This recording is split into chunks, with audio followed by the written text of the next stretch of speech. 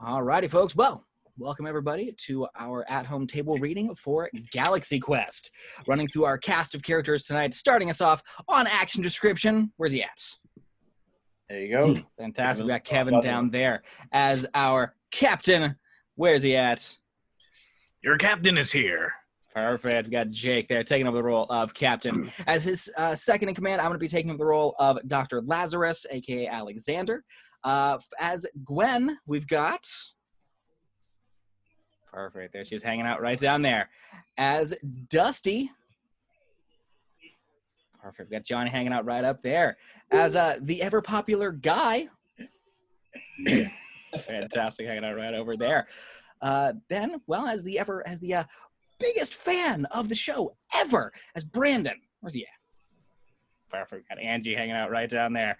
Now we have a lovable cast of alien characters who will be coming in, as well as their fearless leader, Betzalar, as he is named in this one. That is Mathazar in the original released film. But as Betzalar, where you at? Fantastic. We got Andy hanging out right down there. As one of his second in command, we have Teb. Perfect. Got Jack hanging out right over there. As Tommy, the pilot of the ship. Where's he hanging out? Yo. Perfect. Now, of course, challenging them along the way, we have the villainous Sarris. Oh, with a grimace to boot. And, well, every computer, every ship needs a voice to go along with it. And where's she hanging out? Fantastic. There's Lynne hanging out right down there. All right. Well, we are going to get started with our at-home table read here for Galaxy Quest. So, Kevin, start us off.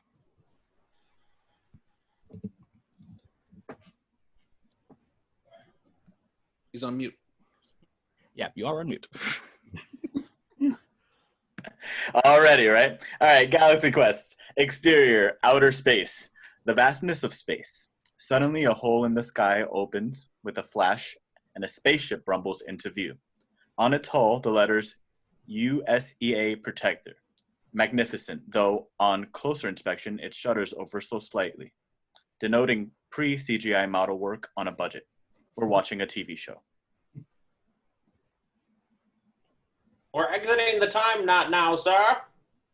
Interior, USEA Protector Command Deck. Space. 5 members of the crew of the USAA Protector sit in the large, circa 1979 high-tech cabin, all of them human except for one, Dr. Lazarus, a cross between a human and a raptor. The crewmates exchange relieved smiles. Oh, we're alive. We made it. Captain, we made it. By Grabthar's hammer, we live to tell the tale. Systems register functional. All systems are working, Captain. Captain? Suddenly an explosion rocks the ship. The crew goes scuttling to one side of the ship, then back in classic, the ship is rocking fashion. Kevin, I think you jumped a section of dialogue there. Did I? Yep.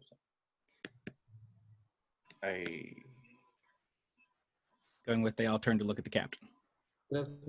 Sorry, my pages are skipping.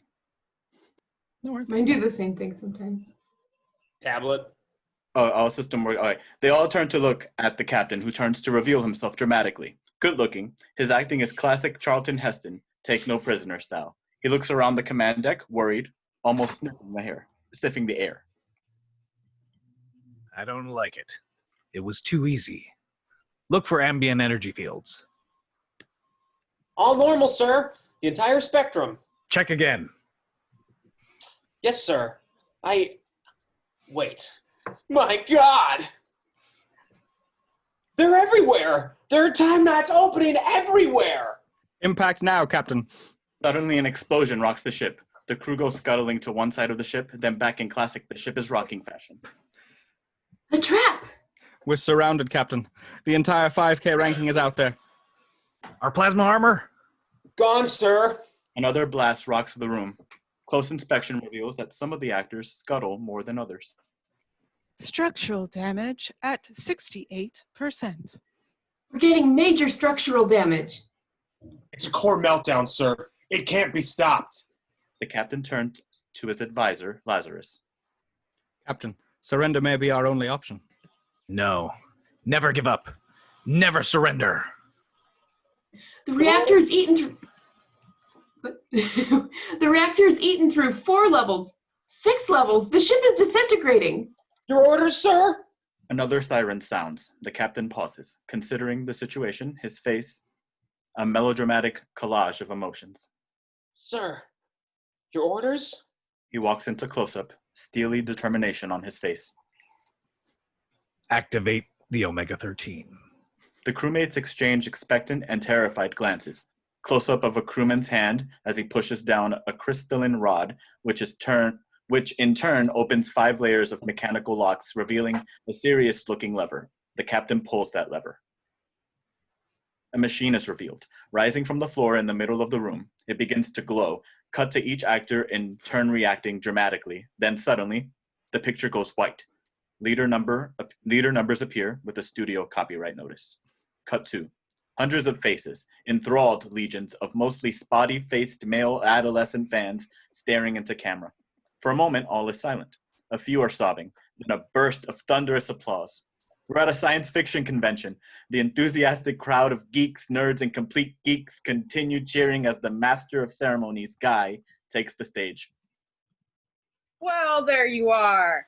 You are the first people to see the Lost Galaxy Quest episode 53, 2-parter, since it was originally aired in 82. As most of you know, no concluding episode was filmed when the series was canceled, so the episode was never included in the syndication. Let's hear it for Travis Lotkey, who actually rescued that footage from the studio garbage. They were going to throw it out. Can you believe that? Now, for the moment you've all been waiting for, the intrepid crew of the USEA Protector. The audience cheers, but a stagehand in the wing signals for Guy to stretch.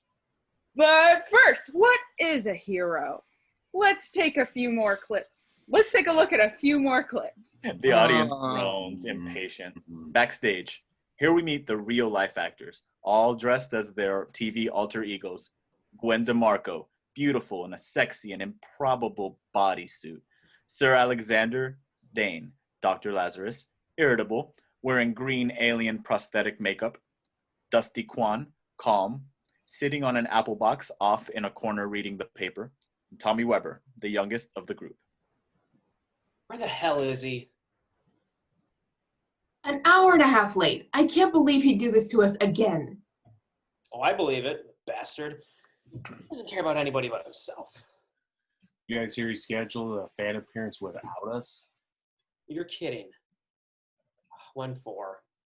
Tomorrow morning, before the store opening. My agent told me. But we made a pact. We said we'd stick together. Oh, that's chance. I'm so sorry. That's okay. It can be your line. It's all right. Take mine. Keep going. We made a pact. We'll stick together. You take mine. Okay. Oh, right. Like he's got loyalty to anyone. This is the guy who tried to kill off Alex's character when he became too popular. Am I right, Alex? Alex? They all turn to see Alexander staring into a makeup mirror, eyes roaming over his alien green makeup and scaly rubber features with a mournful expression. Uh-oh. Alex, get away from that thing. Dear God, how did I come to this?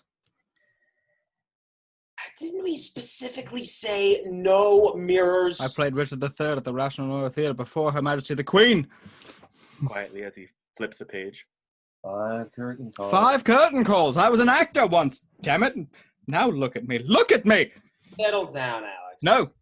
I can't go out there. I won't say that ridiculous catchphrase one more time. I won't. I can't. At least you had a part. You had a character people loved. My TV Guide interview was 6 paragraphs about this bodysuit. And my legs? How did I perfect my trademark side saddle pose? Nobody even bothered to ask me what I do on the ship. Nobody knows. Do you? Does anybody? You were the, wait, I'll think of it. I repeated the computer. Whatever it said, I turned and said to the rest of you. I spoke the obvious. Nothing I did ever affected the plot, not once. Nothing I did was ever taken seriously. Guys, I'm an African American playing a Malaysian named Laredo. Hello? Suddenly, the rear stage doors open. Bright light streams in, and Jason Nesmith, the captain, appears, strolling in his confident, exuberant, charming way. My friends, your captain has arrived. He pats Tommy on the back. Am I too late for Alexander's panic attack? Looks at him. Apparently so. He squeezes Alexander's shoulders, leans in to inspect a giant green plastic mole on his neck. Well, that's irregular. You should have that looked at. He flicks Dusty's newspaper, reads over his shoulder. Dusty holds out a hand for a mild 5 without looking up. Ha, Lakers are hot. Speaking of which, you look amazing. He looks up to see the others glaring at him. A beat. Okay, what did I do? Convention stage. On the stage, Guy continues to stalk. Sure, the rocks looked like paper mache, and the sets moved when everyone bumped into them. But we didn't care. Film clips are projected behind him. On an alien planet, the captain carries the limp body of his advisor, Lazarus, ray guns erupting around him. On the command deck, the crew fights a space battle with a crack precision teamwork. For those 4 seasons, from 79 to 82, we the viewers developed the same affection for the crew of the USEA Protector that the crew had for each other. These weren't just adventures exploring space. These were friends. Backstage, the others surround Jason, fighting. You said we'd do appearances together or not at all. I didn't say that. I said, wouldn't it be great if we could always work together? That's what I said. Unbelievable. You are so full of shit. What's the big deal? It's a few fans built a set in their garage. I come in for an hour at most. It's nothing. How much of a nothing? Not enough to split 5 ways kind of a nothing? What do you want me to say, Gwen? They wanted the captain. Suddenly, bright light streams in. They all turn to see Alexander skulking out the exit. A beat, then they all run to catch Alexander, tackling him. On stage, Guy gets a thumb-up cue from a stagehand and begins to introduce the cast, much to the delight of the applauding fans. Okay, here we go. Let's hear a warm welcome for crack navigator and gunner, Lieutenant Laredo Tommy Weber. Tommy comes bounding out with a big smile, his hair mussed. On the screen behind is a projected film clip of Tommy in action. If it's got protein thrusters, I can fly it. Ship's Tech Sergeant Chen, Dusty Kwan. Dusty strolls out with a casual wave. I'll reverse the polarity. It's our only hope. Backstage, Gwen and Jason are wrestling on the couch, on the ground with Alexander. Sorry. Alex, you can't just leave. I was knighted by the queen. Come on, old friend. Friend, you stole all my best lines. You cut me out of episode 3 entirely. One evil twin wasn't enough. No, you had to have 2 evil twins. The beautiful shipmate, Tawny Madison, Gwen DeMarco. Gwen hears her introduction and stands, leaving Jason to wrestle Alexander. He's all yours. On stage, Gwen takes the stage. In the film clip, Tawny Madison looks around the cabin fearfully. 100 degrees and rising. Rising. It's getting hotter, Captain. Many appreciative whistles. Gwen forces a smile. And now, the captain's advisor and closest friend, his peaceful nature ever at odds with the savage warrior inside him, after witnessing the massacre of his entire species as a boy. We see a split-screen shot of Alexander, one peaceful and monk-like, the other a savage reptilian beast, tearing into a foe. Backstage, Jason is still in a wrestling match with Alexander. You will go out there. I won't, and nothing you can say. The show must go on. Damn you. Damn you. Lazarus of Tev Mack, Sir Alexander Dane. Alec bounds up on stage, bowing deep with grace and humility. The stage-trained British actor. By Grabthar's hammer, you shall be avenged. Alex cringes, desperately unhappy. And finally, my fellow Questarians, the brave captain of the USCA Protector, Peter, Quincy, Tiger, Jason Nesmith. Jason appears and a spotlight follows him on. Unbelievable. He rented a spot? Jason raises his hands like a conductor, encouraging the fans to cry out in unison. Never give up. Never surrender. Damn the neutrino cannons. Full speed ahead. The fans go crazy. The actors exchange glances. The captain and his crew will be signing autographs on Imperial Decks B and C near the Coke machines. Convention hallway. It's quiet. We're on 4 pairs of boots walking down the hallway. We pan up to reveal 5 serious-looking young people, 4 men and a woman, clean-cut as Disneyland employees and impeccably outfitted in Galaxy Quest-style uniforms. There's something odd about their movements and behaviors you can't quite put your finger on, but for now, we'll refer to them as the peculiar fans. They don't say a word to each other as they walk down the hallway and into the bustling convention hall. We move with the peculiar fans through the convention floor, past the numerous fans dressed as their favorite Galaxy Quest characters, through the various booths selling Galaxy Quest and other sci-fi memorabilia, catching snippets of conversations along the way. They passed 2 elaborately costumed alien fans talking. Yeah, I used to be a Gnorc of Aang, but I got a rash from the chest pad. So now I'm Sacknod from episode 5, which is fine, except the transducer pinches when I sit down. They pass a group of particularly earnest, geeky fans at a vendor's booth, also costumed as the 5 Galaxy Quest leads. Their leader, Brandon Weeger, inspects a seller's model of the Defender contemptuously. The tail fin is concave, not convex. The proton reactor is where the influx thermistor should be, and my God, is this the tester's blue-green number 6 on the hull? This is a complete abortion.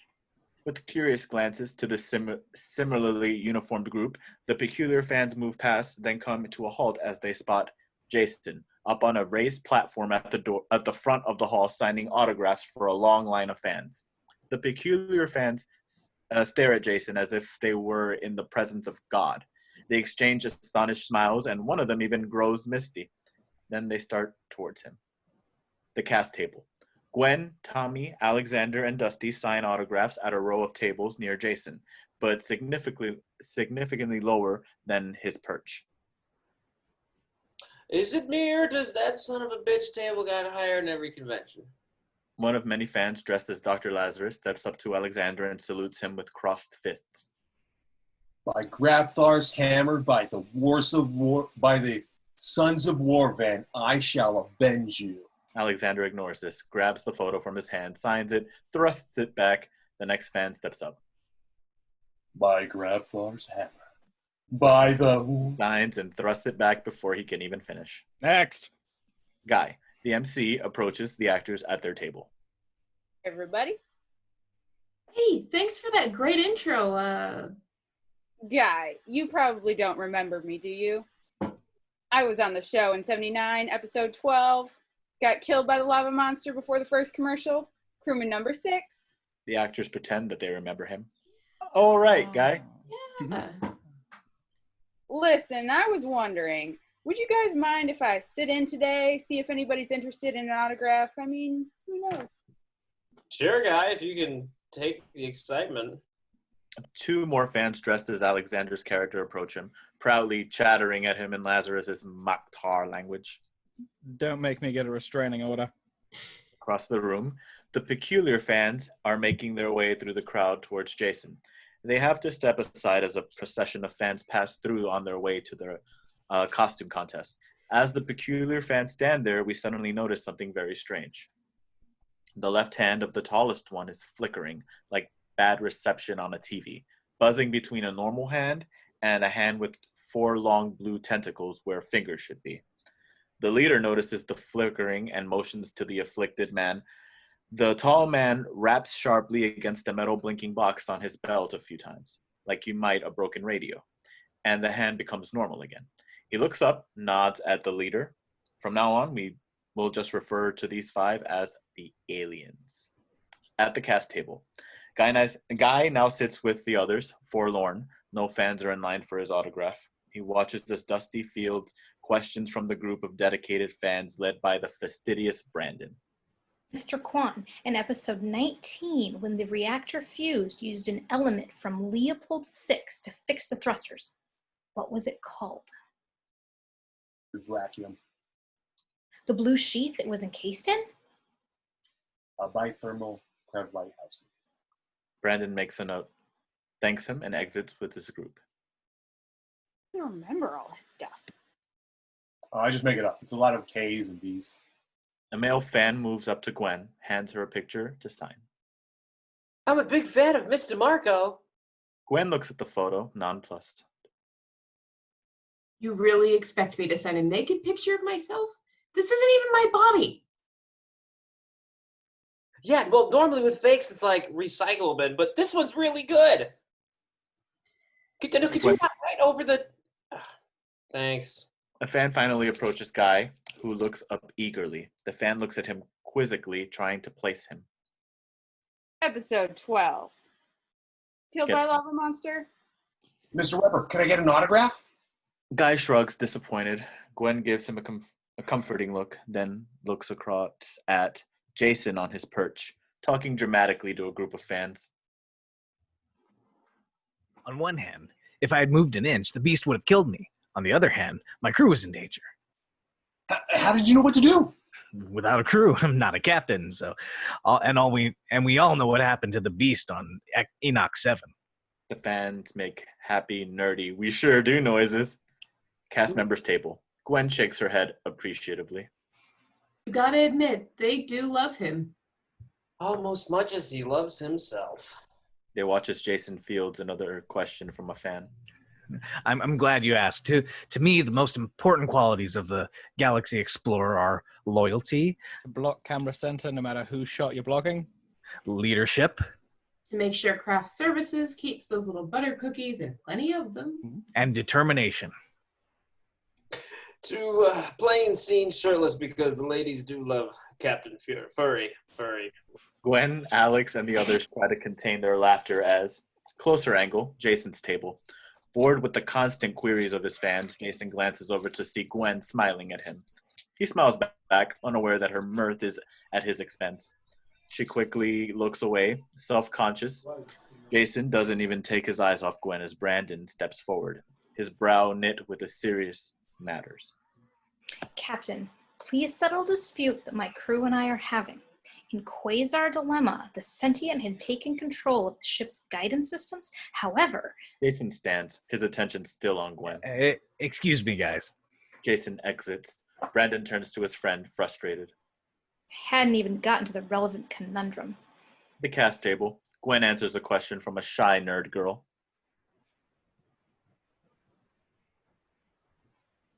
Muted. Mr. Marco, in episode 15, Caverns of Delos 5, I got the feeling that you and the captain kind of had a thing in the cave when you were sealed off together. Did you? I don't know. The captain and I never had a thing. Jason sidles up. Well, that's her story. The nerd girl giggles and exits, leaving Jason and Gwen alone. So decent of you to come mingle with the little people. Okay, what's up, Gwen? I know you. It's not my little fan appearance tomorrow that's got you so pissed off. What is it? Where were you on Tuesday? Tuesday. Jake's birthday, right? Is that what you're mad about? Is that all? He did your makeup every day, put up with all of your crap, never complained once, and you couldn't take one stupid hour of your night to toast him at his birthday. I meant to, but I got busy.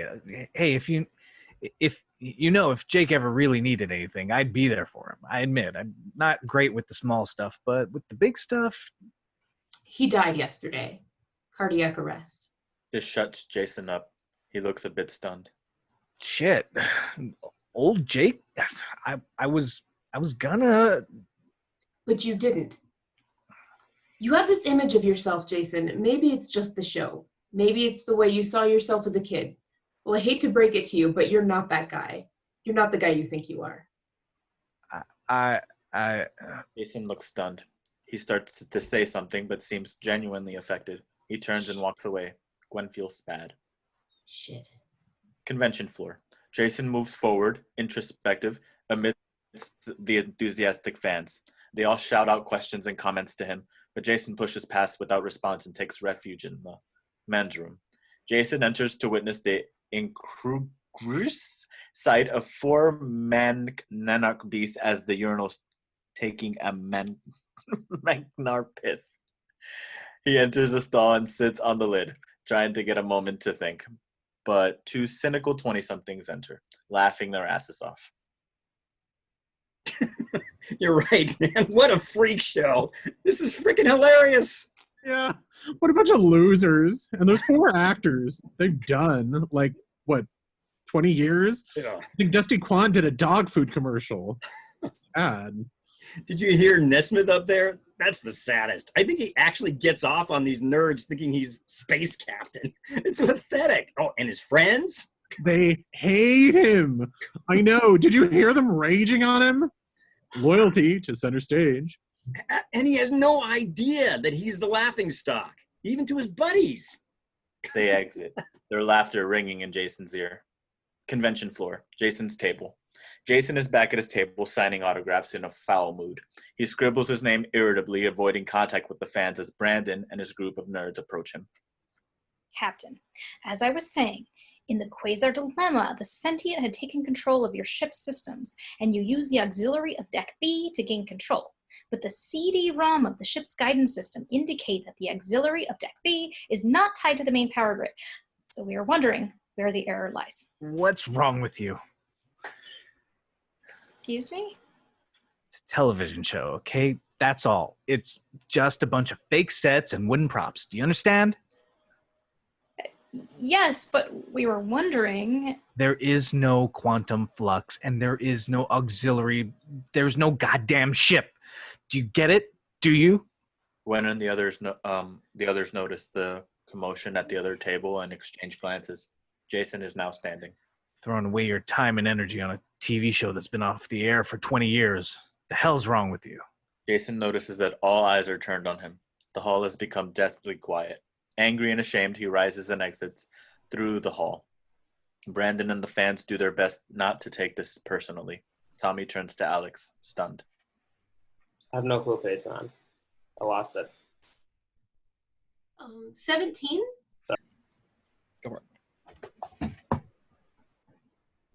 Yep, go for it, Brandon. I don't see any Tommy on 17. Go for it. Wow, what was that? Well, I've said for years he's mentally deranged. Convention hallway. Jason strides down the hallway. As he turns the corner, he runs into the 5 aliens. Their leader, Betzalar, pauses, bowing his head respectfully before addressing Jason. Captain, I must speak to you. I am Balthazar the Thermian Nebula. We have come from a matter of supreme importance. Not now. He pushes past them and continues away down the hallway. Interior, Jason's bedroom. Jason sits on the edge of the bed, gulps down the last of a glass of scotch. He flips channels. We pan to the television as the channels change. Late night fare. 900 chat numbers. Infomercials for a Floby. He stops at the conclusion of an episode of Galaxy Quest. Captain Taggart makes a heroic speech. Jason begins to mouth the words along with his alter ego. As long as there's injustice, whenever a Targathian baby cries out, wherever a distress signal sounds among the stars, we'll be there. This fine ship and this fine crew. We pan back to the bed. Jason has passed out, body twisted face down in a pillow. Fade out. Interior, Jason's bedroom. Morning. Jason sleeps, hungover, dead to the world. His doorbell rings. He barely moves. Every indication is that he's dead. More ringing. He stirs enough to groan and drags a pillow over his head. The ringing continues. Exterior, Jason's house. Morning. Jason opens the door in his robe, drooping bloodshot eyes, squint of a headache. There before him are the aliens, dressed in their perfect Galaxy Quest attire.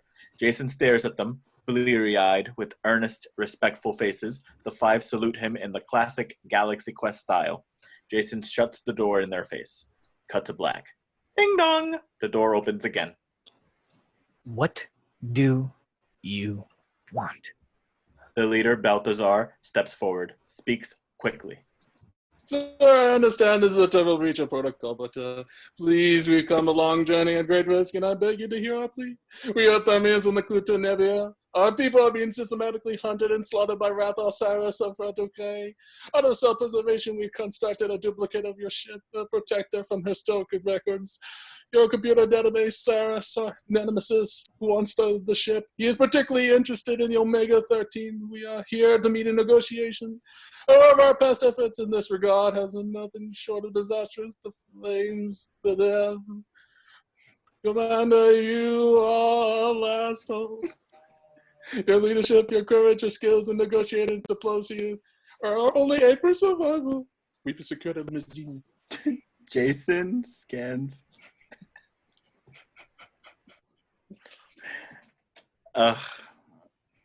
Sorry. It's okay. I laughed and hit my. Man. Andy, I love you. Too. Love you too. I stepped away from the script just to see. I watched this movie way too Right. Again, I'm sorry. The page. Sorry. Go for it. All right. Jason scans his brain. Then two synapses connect. Right, the thing with the thing. My agent told me. Sorry, come on in. I'll get some hands on. Interior Jason's house. The four aliens stand on one side of the room. Jason, mostly dressed, hunts under his couch for something. Captain Sarah, I must speak for all of us when I say that standing here in your presence is the greatest honor we could have ever hoped to achieve in our lifetimes. Mostly all they can see of Jason at the moment is his butt. Thanks, appreciate it. Anybody see my other shoe? The others look around the room for the shoe. Interior Lincoln limo, day. Jason enters and sits in the back with the aliens. Balthazar motions the driver to go. Sir, I am Nuru, Senior Requisition Officer. Before we travel to the ship, please let me know if you have any requirements. Weapons, documents, personnel? I could use a Coke. One of the aliens nods to the other, who makes a note. Sir, I am Teb. I would like to explain the historical situation before our people and the Sarris Dominion in the greater detail. In the 5 million following years, the great nebula burst. Our people were one. How about him? Doesn't he talk? His translator is broken. The fourth alien says something, but it comes out a weird mix of sounds, like a screaming baby inside a bagpipe. Okie dokie.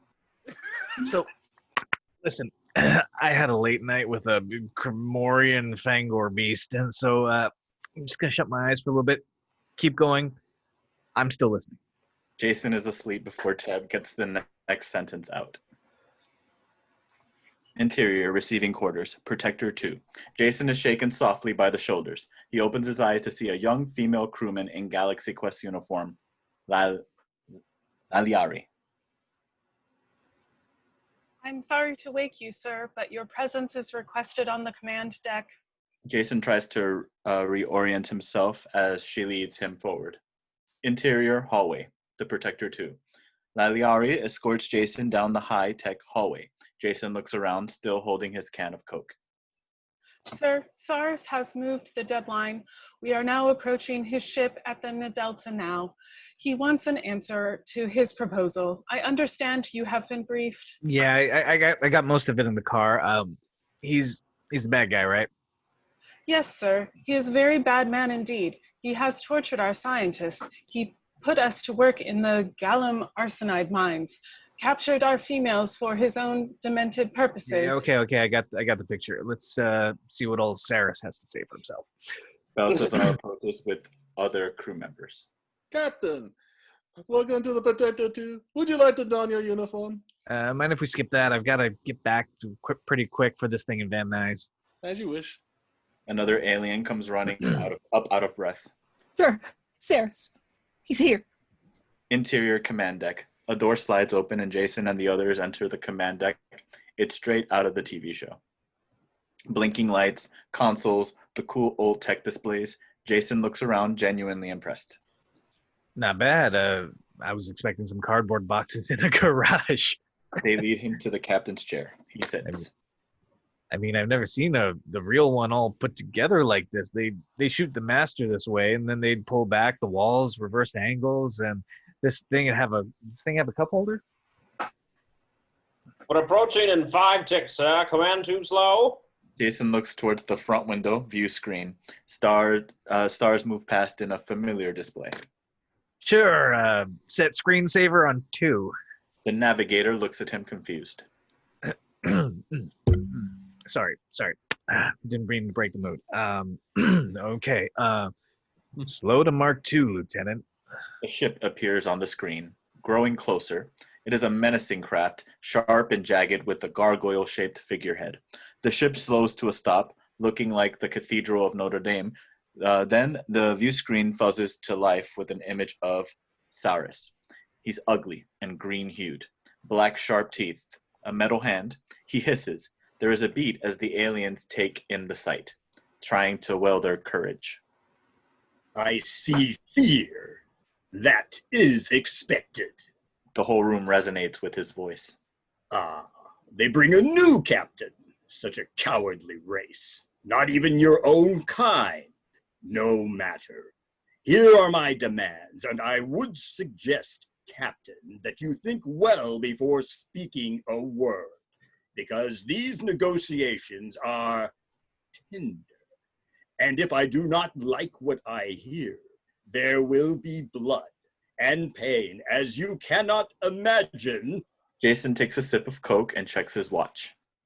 First, I require the Omega-13. Second, Okie dokie. Let's fire blue disruptors full, red disruptors full, fire organic magnets left and right, fire pulse catapults from all chutes, and throw this thing at him too, killer. He hands the gunner the empty Coke can. Then, before even waiting for the weapons to reach their target, he exits. Hallway.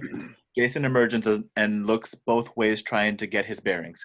Several of the aliens chase after him as he enters the corridor, exchanging stunned glances, trying to absorb the magnitude of what just happened. Captain, where are you going? Home. You mean Earth? Yeah, Earth. Time to get back to Earth, kids. He turns the corner. Jason is oblivious to the very soft, muffled sounds of explosions, traces of the demolition going on outside. Captain, the negotiation, you fired on him. Right. Long live, what's your planet? Thermion. Long live Thermion. Take a left here. What if Sarris survives? No, I don't think so. I gave him both barrels. It was a very powerful ship. Perhaps you would like to wait to see the results of the... I would, but I'm really running late, and the 134's parking lot after 2. But listen, the guy gives you any more trouble, just give me a call. Betzalar produces a walkie-talkie device for Jason. An interstellar vox. Yeah, thanks. Betzalar looks him in the eye. A tear starts down his cheek. He hugs Jason, then shakes his hand sincerely. How can we thank you, Captain? You have saved our people. It was a lot of fun. You kids are great. The others shake his hand, thanking him as they enter the docking bay, a room with a very high circular ceiling. In the middle of the room are a number of red lighted discs about the size of manhole covers. The aliens thank Jason, leading him onto the disc. Then they depart, everybody waving their goodbyes. Jason realizes he's left all alone in this strange room with no visible doors. Wait, where's the car? Suddenly, a clear cylinder rises from the circumference of the disc and deforms around him, encasing him in a bullet-shaped container. It's as if he's sealed in a lucite paperweight. There's only an instant to register surprise as the ceiling divides, opening like an iris. The roar of escaping oxygen and an awe-inducing rotating starfield is revealed in the expanding circle. The walls pull back around him, and Jason suddenly finds himself surrounded by the infinite vastness of space. And before he can fully register the horror of this situation, Jason in his pod is rocketed forward into space. Exterior space. He hurtles forward. The acceleration impossible. Faster and faster. It's the entire 30-minute ending of 2001 in 10 seconds. Overwhelming, a roller coaster at light speed. The universe bends and snaps like a rubber band. Planets scatter in front of us like bowling pins, and he quickly finds himself heading towards a pulsar, an undulating black hole. Towards the mass so dense, it even absorbs light and time. And on impact, the screen is filled with black. We pull back slowly from the iris of Jason's eye. He is now standing on the black disc in the middle of his own backyard. He stands there in shock, shivering in waves and waves from the incomprehension of what he's just experienced, unable to move from the spot. Cut to interior, Brandon's garage, Tarzana, dusk. Crickets chirp. Inside the open garage of a suburban house sits Brandon and his friends in their uniforms, surrounded by homemade spaceship interior constructed of painted cardboard boxes and Christmas lights. Brandon and his friends look very disappointed. The captain never showed. Fade out and in. Exterior, computer store parking lot, morning. Gwen, Alexander, Tommy, Dusty, and Guy are in their Galaxy Quest uniforms, performing a lame routine for the computer store's grand opening. A small crowd is gathered, including Brandon and his gang, inspecting a mock-up of the Protector. Take it from us. We've been all over the universe. But we've never seen the space age values we've seen here at Techco Electronics Superstore. Alexander pauses, deeply ashamed. Gwen nudges him.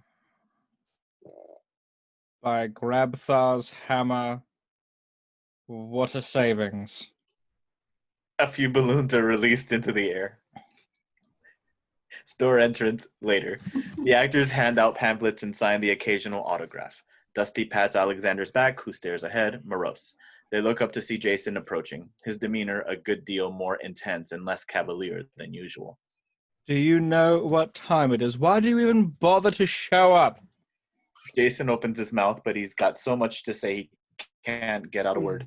Gwen notices his wrinkled, slept-in clothing and wild eyes. Jason, are you all right? Jason moves his lips a little more, then, unable to express himself otherwise, points to the sky, grasping for words. I was there. Up. There. The actors exchange glances as Jason sits and leans conspiratorially. His voice is quiet but intense. They came to the convention. I thought they were fans, but they're not. They're from... Up there? Jason nods vigorously. They took me to their ship. What they built, it's incredible. I fought this man, this thing called Sarris. I kicked his ass. They have these pods. One took me through a black hole, a pod generator sitting in my backyard. He smiles crazily. He senses their disbelief. I know what you're thinking. I think so too, but I can prove it. Look. He searches his pockets frantically and produces the interstellar Vox. The thing blinks its little red light. He motions, victorious. See? The others exchange glances, then produce their own interstellar Voxes, placing them on the table. They blink just like his. Yes, but have you been talking to people in outer space all morning on them? I have. Gwen turns to Alexander. I don't know. My therapist only does light neuroses. I have a good Freudian that I see sometimes. As the others chime in with suggestions, Jason picks up his Vox and pushes a button. A voice emits from the Vox. Yes, Captain. Your orders? Stand by. The others stare at the Vox, silenced. He has their attention. I'm going back up. I didn't kill Sarris. He's still alive and upset, I'm told. I want you all to come with me. It's the opportunity of a lifetime. The chance to explore the infinite will save entire civilizations. You'll meet them. They're very nice. Gwen looks at Jason. He looks so sincere. Gwen, you know me. I'm a lot of things, but I'm not crazy. I need you to believe me. Gwen looks at his pleading expression, a beat. Then she picks up the Vox and hits the switch. Hi. Anybody up there? Where is the captain? He's here. This is Gwen, Lieutenant Tawny Madison. Yes, Lieutenant Madison, ma'am. Gwen raises an eyebrow, flattered by the enthusiasm. You're on this ship right now? You have weapons and everything? Yes. Then could you just, if it's not a problem, blow something up? Not a planet or anything, just maybe a moon or an asteroid, something small so we can see where you are. Captain? Captain, are you? Jason, smiling at Gwen smarts, takes the box. This is the captain. Go ahead, do it.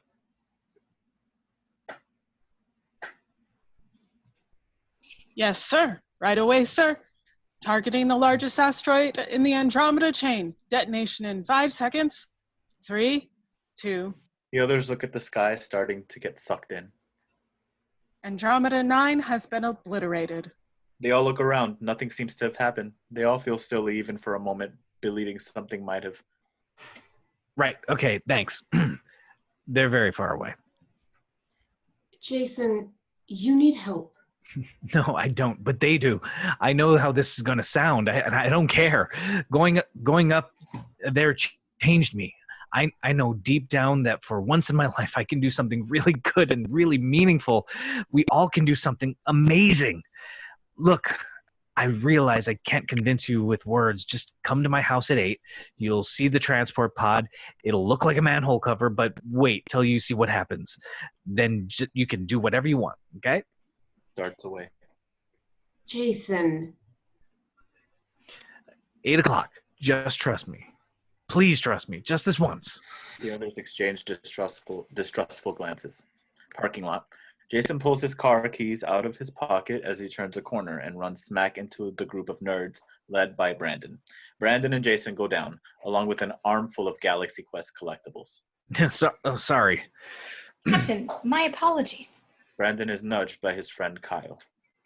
Captain, evidently we had some miscommunication regarding yesterday's scheduled voyage, and... Sorry, I'm in a real hurry. He gathers his things and quickly walks to his car. The other nerds look at Brandon.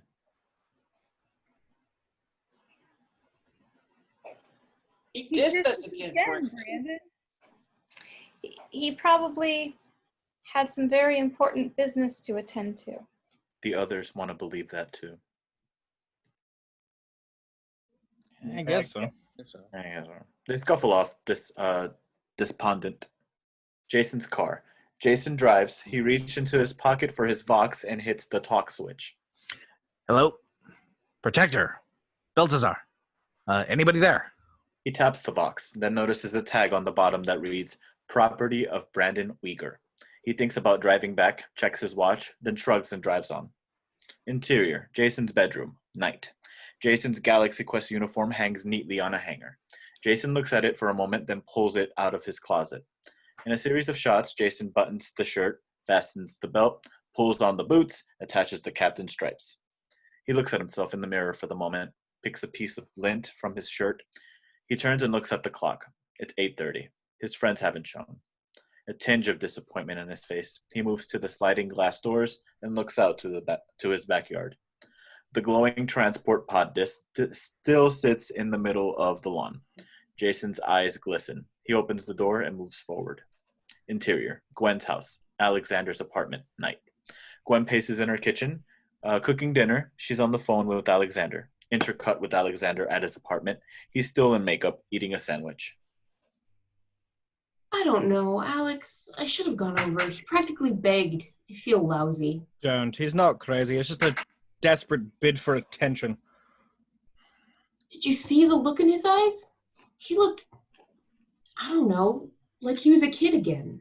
That's what he is, a big kid. Let me tell you something, Gwen. He needs to grow up. And I'll tell you something else. As Alexander continues to rant on about Jason, Gwen's attention is drawn to the television. On the TV, a star-field image. The TV science reporter circles a brightly colored area of light on the image. A NASA animation shows an asteroid exploding and disappearing. Scientists are at a loss to explain this explosion in space, but as these Hubble photographs show, it was spectacular. Channel 4. What?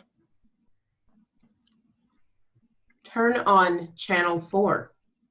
The asteroid... The asteroid, largest in a chain called Andromeda 9, was completely vaporized in an explosion so bright it could even be viewed by the naked eye this evening, yet distant enough that it took an estimated 4 hours for the light from the phenomenon to reach the Earth. Gwen watches, jaw drop to the floor. I'm sure there's a logical explanation. true. It happened. It really... Wait, that was me! I blew up an asteroid, Alex! Now, Gwen, get a hold of yourself. This sort of thing happens every day. Supernovas, planetary anomalies. He said the name, Andromeda 9. How many Andromeda 9s get blown up every... Then suddenly something that looks like a meteor plunges out of the sky and lands in Gwen's backyard. It happened so fast that she barely registered it, but sitting on her patio is a glowing disc, like the one at Jason's house. Gwen? Gwen? Hypnotized, Gwen walks towards the door and goes into her backyard. She moves towards the pod generator. It glows more brightly as she approaches. There's a logical explanation, Gwen. Alexander's apartment. Alexander sees an identical streak in the sky, and a glowing pod disc appears right on his balcony. What the hell? You have one too. You do, don't you? What is it? Where did it come from? He sent them down for us. What did he call it? A pod transport? Oh, Gwen, you can't be serious. How? Unable to resist, she takes a step forward onto the disc. We see a blinding flash of light. Her phone falls to the ground. Alexander's apartment. Alexander stands next to the pod on his balcony. Gwen? Gwen? Oh, I see. Just like the old days. You and Jason pulling pranks on the humorless Brit. Alexander looks at the glowing, beckoning disc. I suppose you have a camcorder hidden somewhere. Fine, where is it? I'll play it to camera. He takes a step forward, step toward the disc. Exterior, Alex's driveway. Tommy and Guy walk up to the front door, calling for Alex. Hey, Alex, are you here? We're over at Marlowe's on TV. We saw Alex. You here? They open the door just as, in the background on the balcony, Alexander steps onto the disc, and in a flash, the transparent pod forms around him, sealing him in, and explodes away at light speed. Tommy and Guy close the door, completely unaware. Alex, you here? Alex. What the hell is that thing? The pod generator glows on the patio. Interior, Dusty's apartment. Pan up from bare legs, dripping water on the carpet to Dusty Kwan in a bathrobe straight from the shower. He gazes curiously at the glowing disc sitting in the middle of his living room, and then looks up to see layers of perfectly round holes burned through 5 levels of his apartment building, through to the sky. He scratches his chin, thoughtfully, in his calm, unflappable way. Smash cut to interior, USEA Protector Docking Station, Pod Bay, Deep Space. We pan from a blinking panel in a gray room of the spaceship. The room lights brilliantly with a flash, then another flash. We continue panning to find Gwen, Alexander, and Guy standing on the ship's pod platform, newly arrived from their horrifying journey from Earth. They stand paralyzed, shivering, white as ghosts. Suddenly, a streak of light appears through a hatch in the ceiling, and a pod arrives right next to them. Opening up to reveal Tommy. He stands, horrified and teeth chattering like the rest. They look like a bunch of horrified bowling pins all facing toward a metal hatch. Beyond it, they register the sound of wet footsteps growing closer. Their eyes widen as they see the far door opening, revealing a group of 5 horrible, tentacled alien monsters. The monsters come toward them. The sound from their drooling mouths, a horrible screaming cacophony. They surround our terrified visitors, tinkering with devices around them. Their tentacle flying everywhere. They're flying everywhere. Then one of the monsters looks down at a mechanism on his belt and turns to the other monsters sheepishly. Luke, crewman, your skins! Activate your e-skins! The monsters all flip switches on their belts. Their forms become human, uniformed as ship's technicians. Our most sincere apologies. We forgot about our appearance generators. Then Jason appears in the doorway, a big warm smile on his face. Guys, you came! They stand there, still paralyzed. They're still paralyzed and terrified. Okay, who wants the grand tour? Guy is now relaxed enough to let out the loudest, most genuine scream you've ever heard in your life. A beat. Okay, Guy, anybody else? Then another streak of light, and Dusty appears alongside the others in his bathrobe. As his pod retracts into the floor, he steps off the disc, unaffected, and walks past the others.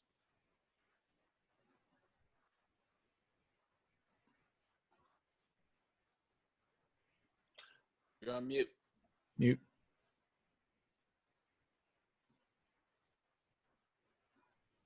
Now that was a hell of a thing. What's wrong with them? Jason smiles. Nothing gets to Dusty. Interior, protector docking structure, hallway.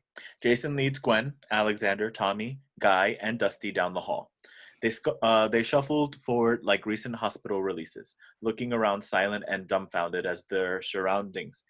Everyone but Dusty, who takes everything in stride. They shake their limbs in a little as they walk. Yeah, that's right. Just keep shaking it off. Just keep shaking it out. Weird feeling going through that black hole, isn't it? Like somebody turned you inside out and set the blender to puree and poured you out in a wall socket, right? Where are we? 23rd quadrant of the Gamma sector. Don't ask me. I can show you on a map. Then Balthazar appears coming down the hall with a small group of aliens. He has a warm smile on his face. Welcome, my friends. I am Betzalar. On behalf of my people, I wish to thank you from the deepest place of my heart. He reaches out to shake their hands, one at a time, with nods of deep respect. Dr. Lazarus. Lieutenant Madison. Take Sergeant Chen. Take Sergeant. Oh, Laredo, have you grown?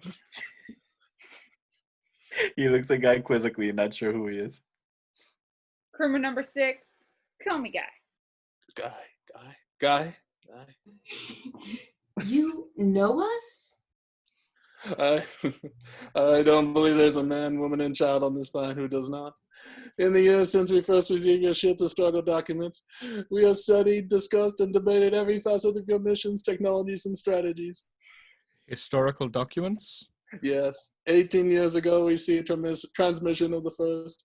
It continued for 4 years and then stopped as mysteriously as it came. Been watching the show, the historical records? Yes. Out here? Yes, I am ashamed to say. But in the last 100 years, our society has fallen into disarray. Our goals, our values have become scattered. But since the transmission of our model and many aspects of our society from your example, it has saved us.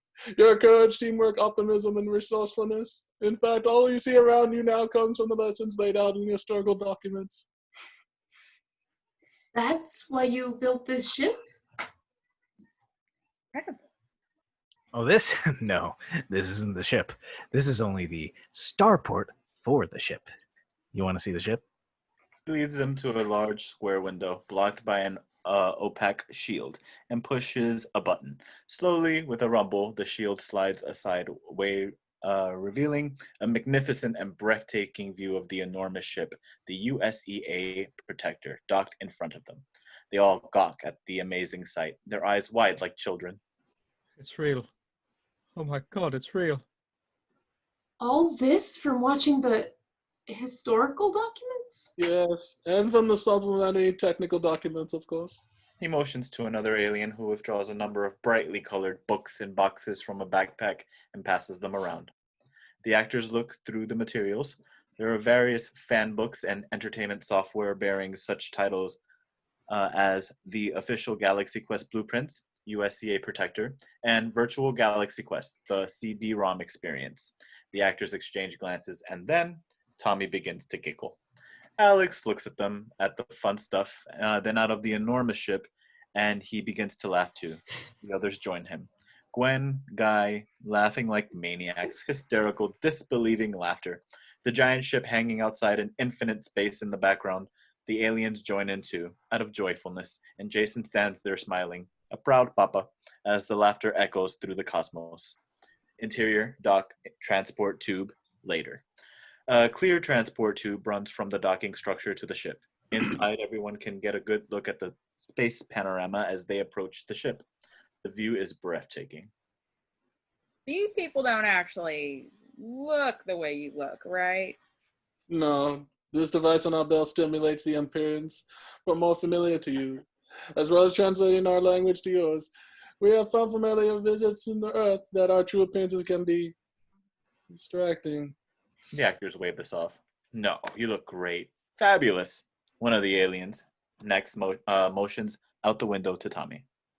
Lieutenant Laredo, it may interest you to see that we have mounted an additional proton afterburner over the aft proton vent. We felt it improved navigational stability. We hope it doesn't offend. Well, I'll have to try it out before I can comment. We look forward to it. Your skills are legendary. The others turn to stare at Tommy. He just shrugs at the vehicle comes to a stop, locking at the ship's hatch. Interior, ship, corridor. The group walks down the corridor, peeking into various rooms, more amazed every second. That's the medical quarters to the left, weapon storage, maintenance facility. As they pass each room, the crew members inside salute. The main barracks. 200 crewmen rise to attention. Jason salutes back. At ease, men. Like throwing gasoline on a fire. Interior generator room. The group enters. The centerpiece to the room is a large pulsating orb. When the orb dims, we see its surface. Its surface has a rocky texture, like a large boulder. Many crewmen scurry about, tending to the surrounding measurement devices. The generator room. Our carbonite sphere, of course. I hope, Tech Sergeant Chen, that this meets your approval. Fine. Very nice.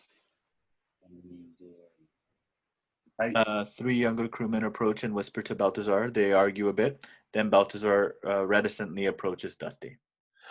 I am sorry to ask of this so shortly after your arrival, but members of our reactor staff have a question they find most pressing. Well, certainly. What is it, son? Sir, we have unexplained proton surges in our delta core. They cannot be verified on the sub-frequency spectrum, but they appear on the valence detector when scanning the carbonite sphere. We are unable to resolve this problem, and we're hoping you'll be able to advise us. Everyone turns to Dusty, who takes a deep breath. Let's see. Oh, that's a puzzler, isn't it? Textbook puzzler. The others watch, wondering what he'll say. Then Dusty turns to one of the techs with an air of authority. You.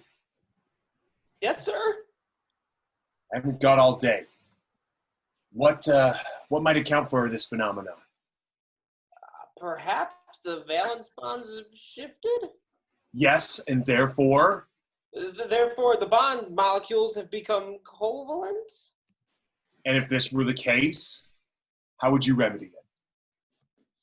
Introduce a bonding substrate. Two molecule compounds sharing a free electron sphere apiece and bombard the ions with their own reflective isotopes.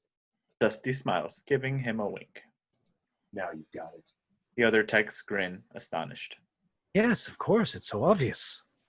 Sergeant Chen, you're amazing. Dusty waves off the praise modestly. Balthazar shoots a look to Nex as if to say, we're in good hands here. I suggest that you go into your cabins and rest before we take the ship out of dock. He claps his hands and a group of aliens arrive to meet them.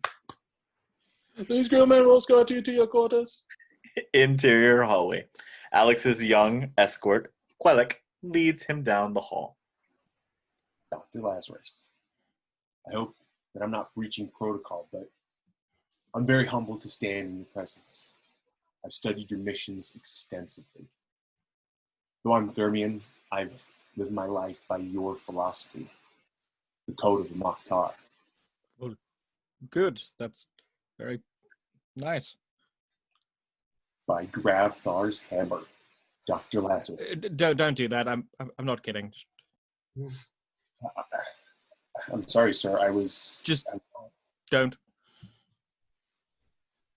Yes, sir. Your quarters. Interior, Alex's quarters. Quellek opens the door as they enter. The room is a gray square, completely barren. This is it? Yes, sir.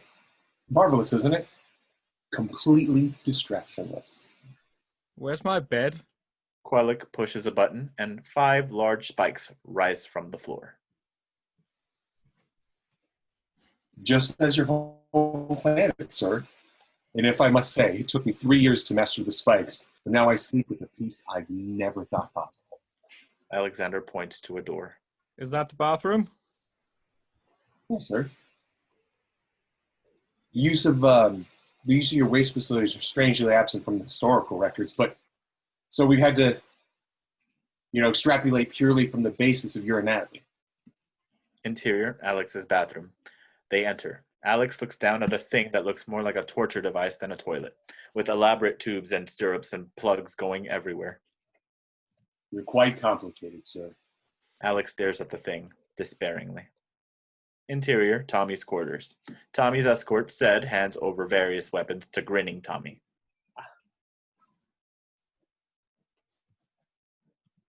Here's your iron shield, your Vox, your molecular disruptor. We know you prefer a sensitive trigger if there is anything else you require. Yeah, no, I'm good. Thanks. Oh, well, wait. Hey, here you go. Tommy stuffs a couple of bucks into Zed's hands. Zed looks at the tip, perplexed, and exits. Interior, Gwen's cabin. An exotic and beautiful room. Gwen is changing into her Galaxy Quest uniform. There's a knock on the door. Oh. It's Jason. 1 minute, Hey, I'm dressing. Oh, come on. It's not like I haven't... She glares. He turns his back while she finishes dressing. Okay. She turns. They just look at each other for a moment. Gwen breaks out into a smile, trying to find the words. Yeah, I know. I can't believe it. Any of it. Look at this room. They designed it based on the Tar and Pleasure ship from the historical document 37. Oh, and wait, listen to this. Computer, Yes. what's the weather like outside? There is no weather in space. I never get tired of that joke. Let me try. Computer. Computer. It only answers to me. That's ridiculous. I'm the captain. It's not scrolling for some reason. Here we go. On the show, I talk to the computer and repeat what it says, so that's how they built it. Computer. Computer. Computer. Yes. I can talk to the computer and you can't. Jason smiles.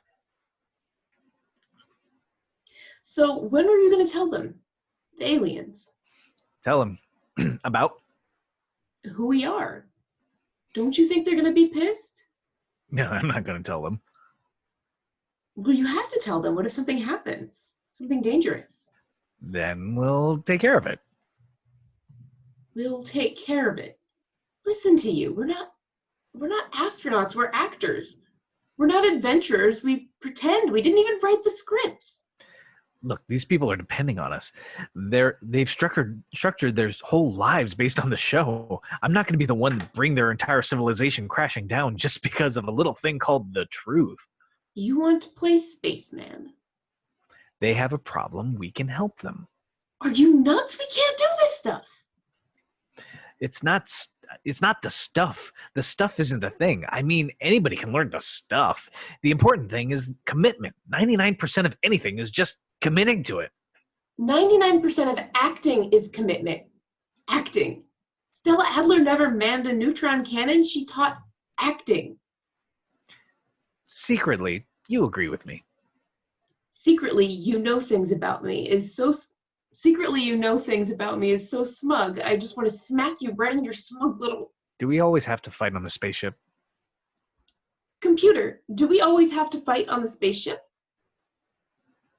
This is not required. Well. They smile at each other. Gwen looks around, giddy. We're in space.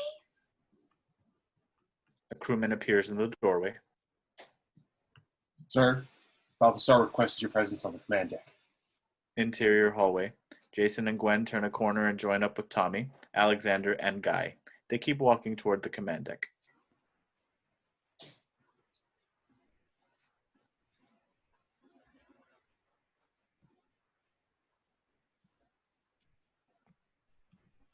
Tommy, Yeah, I lost it. I tried to hit back on the PDF. go for it. What's going on? I think we're going to exit the spaceport. That should be something to see. Interior command deck. They enter and gawk at the familiar hub, waiting for the show to start, not realizing that they are the show. if you would all take your positions, we can exit the spaceport. Oh, us. Yeah, of course. Us. Yeah. They take Yeah. their positions, Right over marveling at the there, familiar right? control Yeah, right panels over. in front of them. Tommy turns to Guy. Look, this thingy, I remember it had how it all worked out. This was forward, this was back. Hey, Captain, so our crew have requested to be present at this historic moment. Balthazar motions and a few crewmen enter, followed by a dozen more, followed by 50 more. They stand around the periphery of the room, watching eagerly. Sure, huh?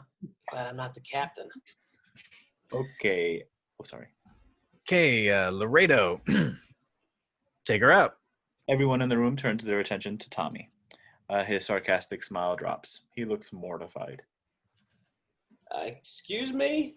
They designed the ship from watching you. Sorry. They designed the ship from watching you, so take her out, Lieutenant. Tommy stares down at his control panel. It's a pretty self-explanatory, a throttle and a circular dial for direction, but daunting nonetheless. Right, okay, yeah, sure. Everyone's eyes are glued to him as he moves the throttle forward slightly. The engine comes to life, a massive, exhilarating sound. Tommy giggles nervously. Oh, God, oh, my God. Exterior ship. You can feel the weight of the giant craft as it eases forward, sliding through the sides of the dock. Interior command deck. Everyone watches the forward monitor. Tommy turns the navigation dial slowly. Guy whispers to him. More to the left. Stay parallel. Hey, do you want to drive? Exterior stardock. Indeed, the ship is slightly off course. It's like trying to get out of a tight parking space with the concrete walls to either side, and the ship is veering ever so slightly onto one of the walls. Interior command deck.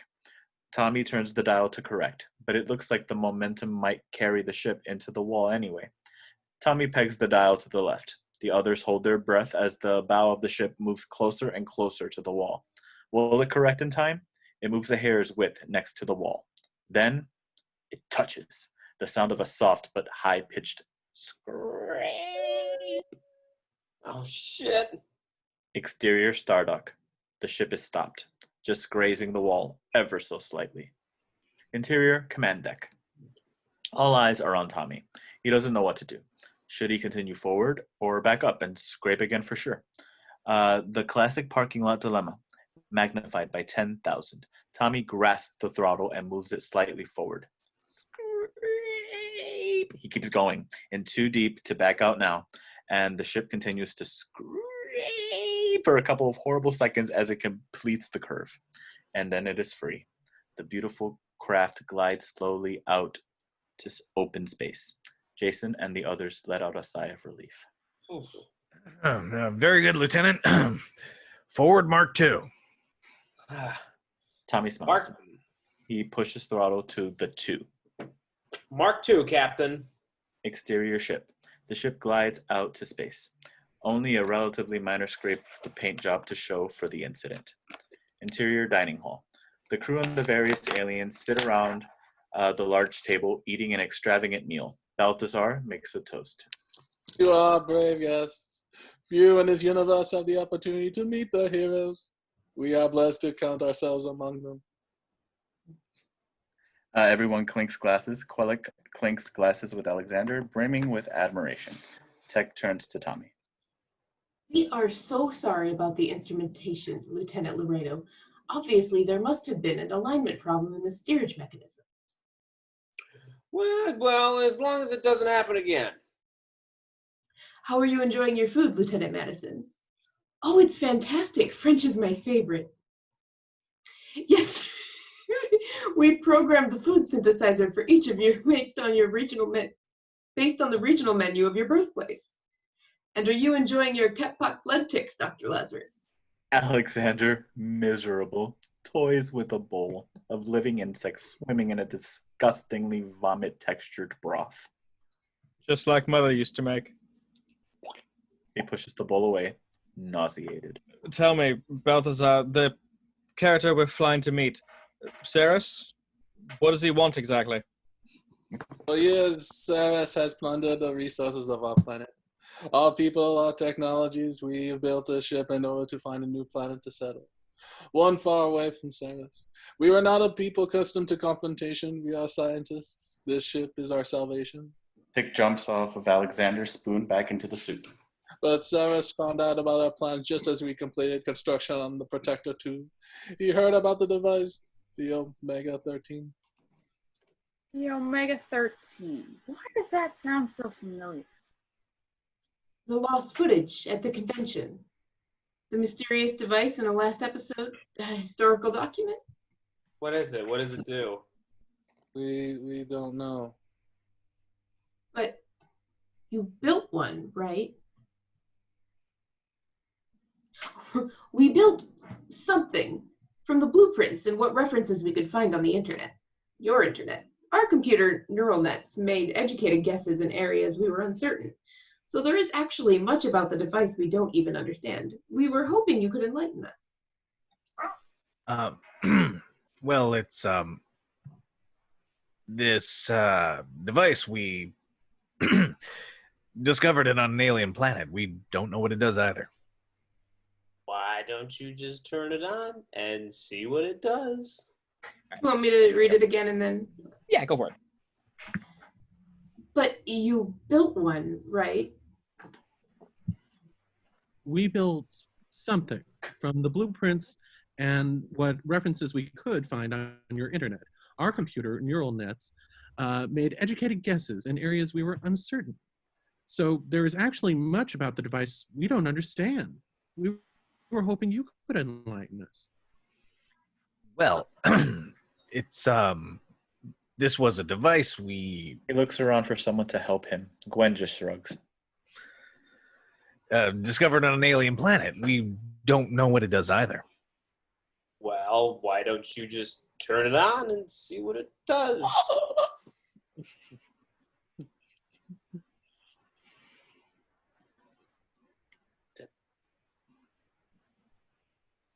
Jack, that's still you.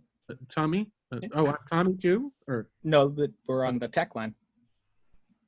Okay. It has its core reactor capable of generating unthinkable energy. I didn't hear Tommy. Wow, you just turned it on. If we were mistaken in our construction by even the slightest calculation, the device would act as a molecular explosive, causing a chain reaction that would obliterate all matter in the universe. Right. Maybe nix on the turn it on thing then. Betzalar.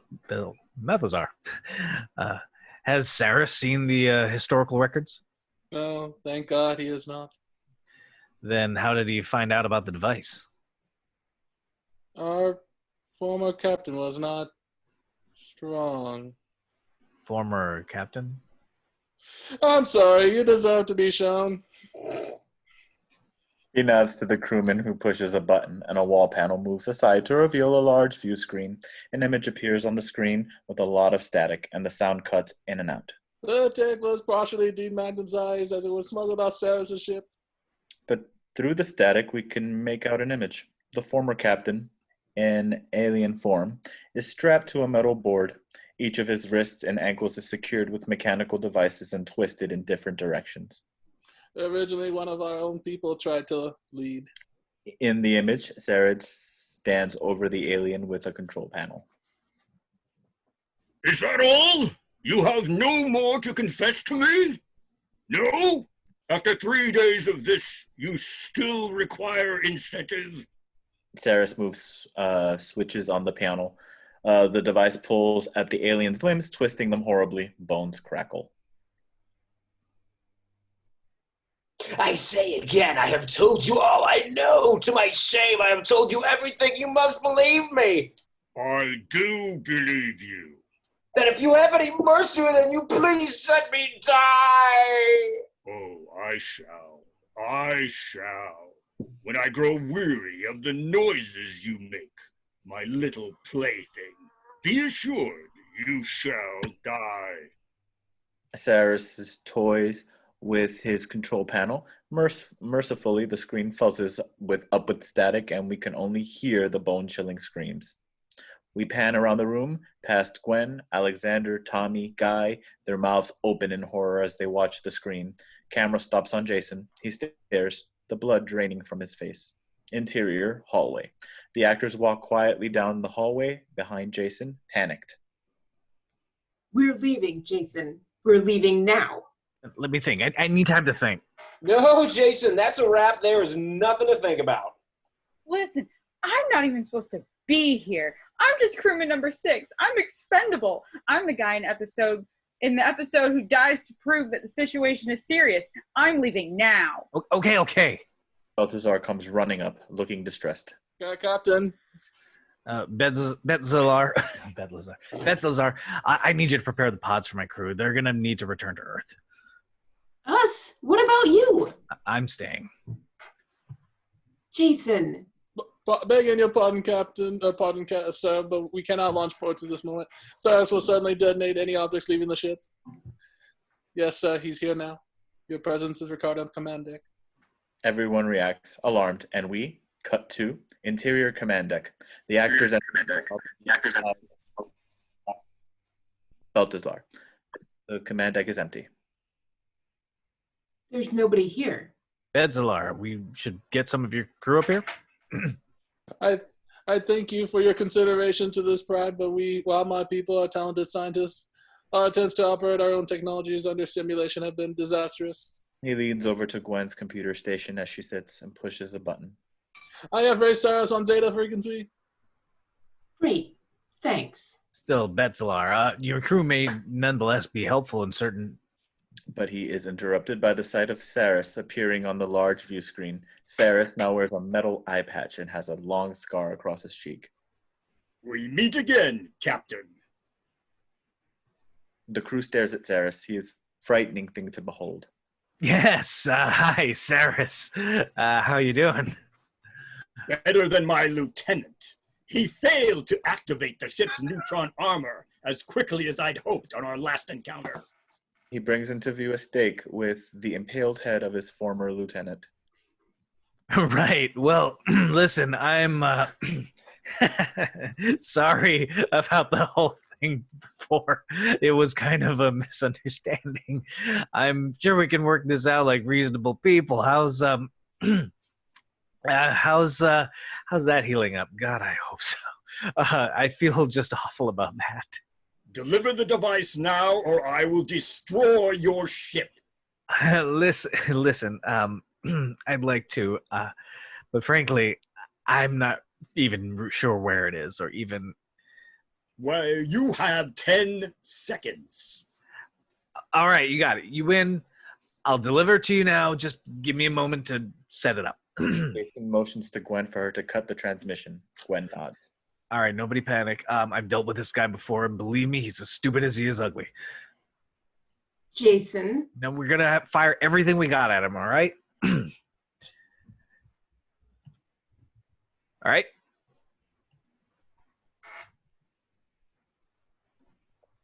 Gwen?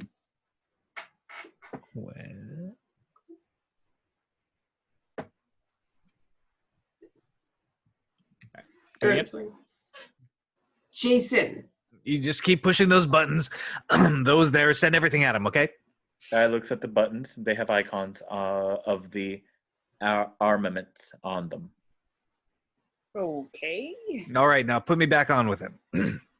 I'm trying to tell you. You are on with him. Perhaps I am not as stupid as I am ugly, Captain. Jason turns to Gwen, horrified. I made the cut the line gesture. You nodded okay. I thought it was like, we're dead gesture. I was agreeing. Like, I know where the hold button is. Listen, Sarris, you can't blame me for trying. Of course not. Guys, the red thingy moving towards the green thingy. The red thingy moving towards the green thingy. What? Guy motions to the radar screen. The red blip is about to impact. I think we're the green thingy. A present for you, Captain. Shit, turn, gun it, get out. The ship is pounded by a torpedo blast. Now, unlike the run back and forth, shake the camera explosions of the TV show, the result here is jarringly brutal, like side slamming a Hummer at 70 mpg. The entire crew goes flying from their positions and into the walls. The lights flicker. They exchange glances for the first time, bona fide fear in their eyes. This is real. Then another blast sends them crumpled against walls and objects like rag dolls. The pain is palpable as they try to get back to their stations. We gotta get out of here. Tommy looks at the sparkling map of lights on his dash. Where? Anywhere! Just go, damn it, punch it, go! Tommy punches the big red button. They all hold on for dear life as the ship roars forward across the path of Sarris' ship. They're turning. They're coming. An explosion rocks the ship. We are sustaining structural damage. Guys, we're sustaining structural damage. Faster, Tommy, get us out of here! Tommy pushes on the throttle as another explosion impacts. That's as far as it goes! They're still behind us! Another explosion. We should have a turbo, right? I'm always saying activate the turbo, right? Activate the turbo thrusters, right? Could be this. Push it, hold it. He pushes the turbo, the ship roars forward and begins to vibrate. The enemy is matching velocity. The enemy is matching velocity. We heard it the first time. Shit, I'm doing it. I'm repeating the damn computer. It's suddenly an image of Dusty down in the generator room appears on the side view screen. He's taking it all in stride. Hey guys, listen, they're telling me that the generators won't take it. The ship's breaking apart and all that. Just, FYI. The view screen goes black. We've got to stop. We stop, we die. Keep holding your thruster down, Tommy. You don't hold the thruster down, it's for quick boosts. Like you know. The ship begins to groan and creak. Then a loud klaxon goes off. I remember that sound. That's a very bad sound. Jason looks forward. In the distance is an amorphous, hazy mass. Maybe we could lose him in that cloud. They roar forward. I don't think that's a cloud. As they approach, the cloud reveals itself to actually be thousands upon thousands of slowly rotating cubes. Betzalar, what is that? That's a 30-in minefield left standing from the Great War of 12-185. Oh, mines. Lovely. The ships are gaining. Jason turns to Tommy. Do your best, Tommy. Tommy grips his controls. Oh, God. The first mine hits, rocking the ship. Boom! Tommy swerves to avoid it, running into another mine, then another. Tommy couldn't do worse if he were aiming for them. Could you possibly try not to hit every single one? They're drifting toward me. I think they're magnetic. Exterior ship.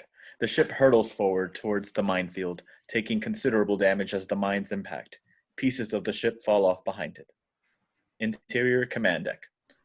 Come on, we're almost through. Come on, hold. The ship is now vibrating horribly. It groans and creaks, then rivets starts to pop.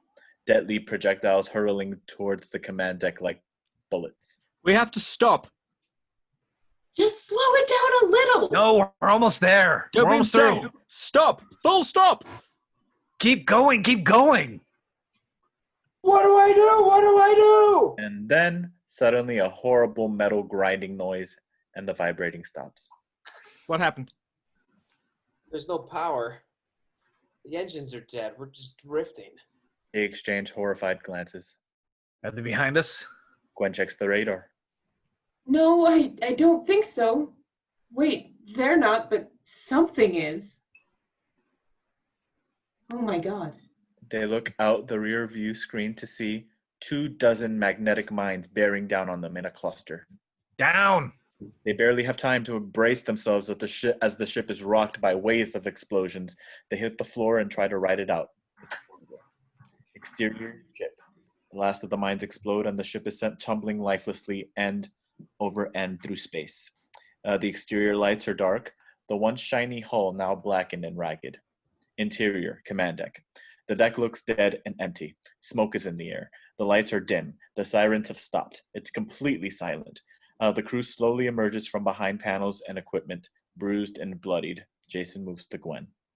You all right? She nods, slowly rising. He turns to Betzalar. I'm fine. Tommy? Guy? They hear a groan. Tommy is crumpled against the wall, his arm twisted impossibly. Gwen and Jason move to him. He is in agony. It's broke. Oh, God. Oh, God. He winces in pain as Betzalar helps him to his feet. I'll take him to the medical quarters. They exit, limping. Alexander rises, moves past Jason. Blood trickles down his forehead. Go into the cloud. Alex, where are you going? I'm going to try to find a drink.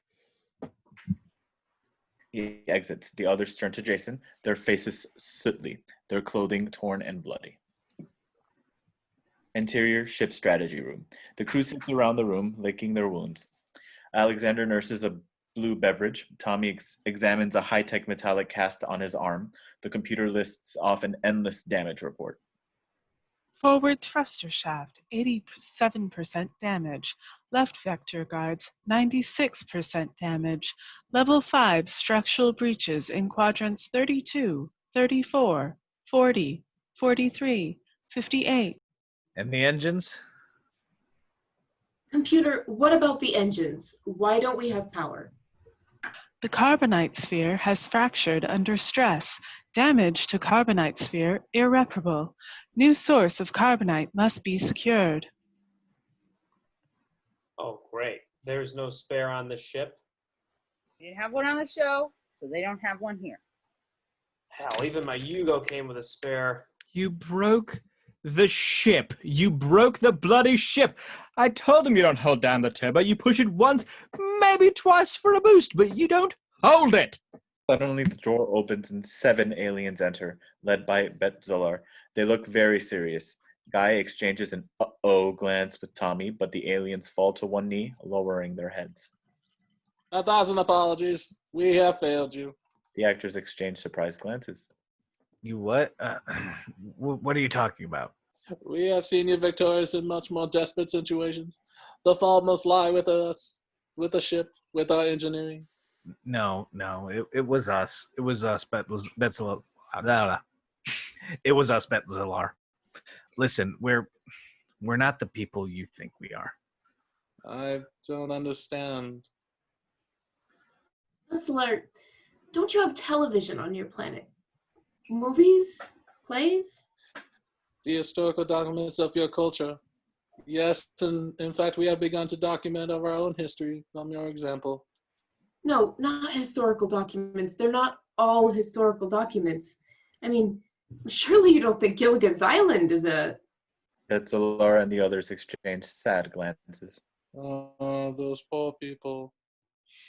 Oh, boy.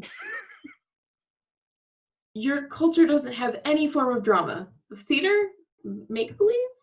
Betzalar and the others exchange quizzical looks.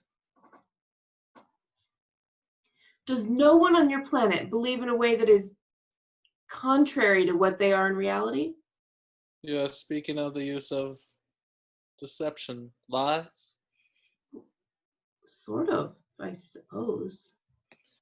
We have become aware of these concepts only recently. In our dealings with Sarris, often we have found that Sarris will say one thing and do another, promise us mercy and deliver destruction. It perplexes us that at first, our people are builders, designers, we work together to create, not to destroy. These concepts of deception and lies were no worth in our society. But with Sarris, yes, we have begun to learn their meaning at some great cost.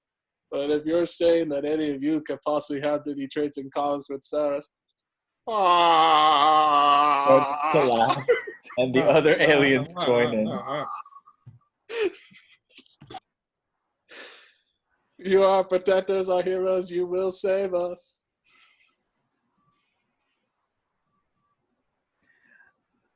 Crap. Jason opens his mouth, but isn't sure. Sorry, I just lost them. Suddenly, a view screen lights and we see Dusty on the monitor from down in the generator room. Captain, listen. Our detectors have picked up a source of carbonite on a nearby planet. What do you what do you think about the idea of rigging an aft solar distributor in a parallel propulsion? In a parallel matrix and configure to negative propulsion? It won't be a rocket ride, but it should get us out of here.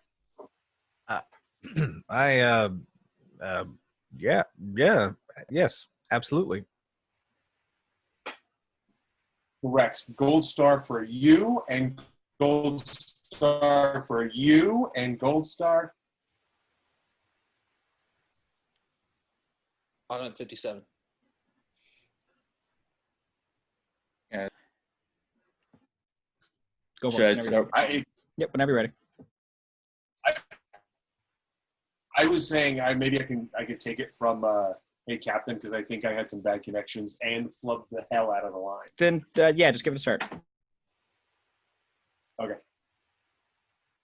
Hey Captain, listen, our detectors have picked up a source of carbonite on a nearby planet.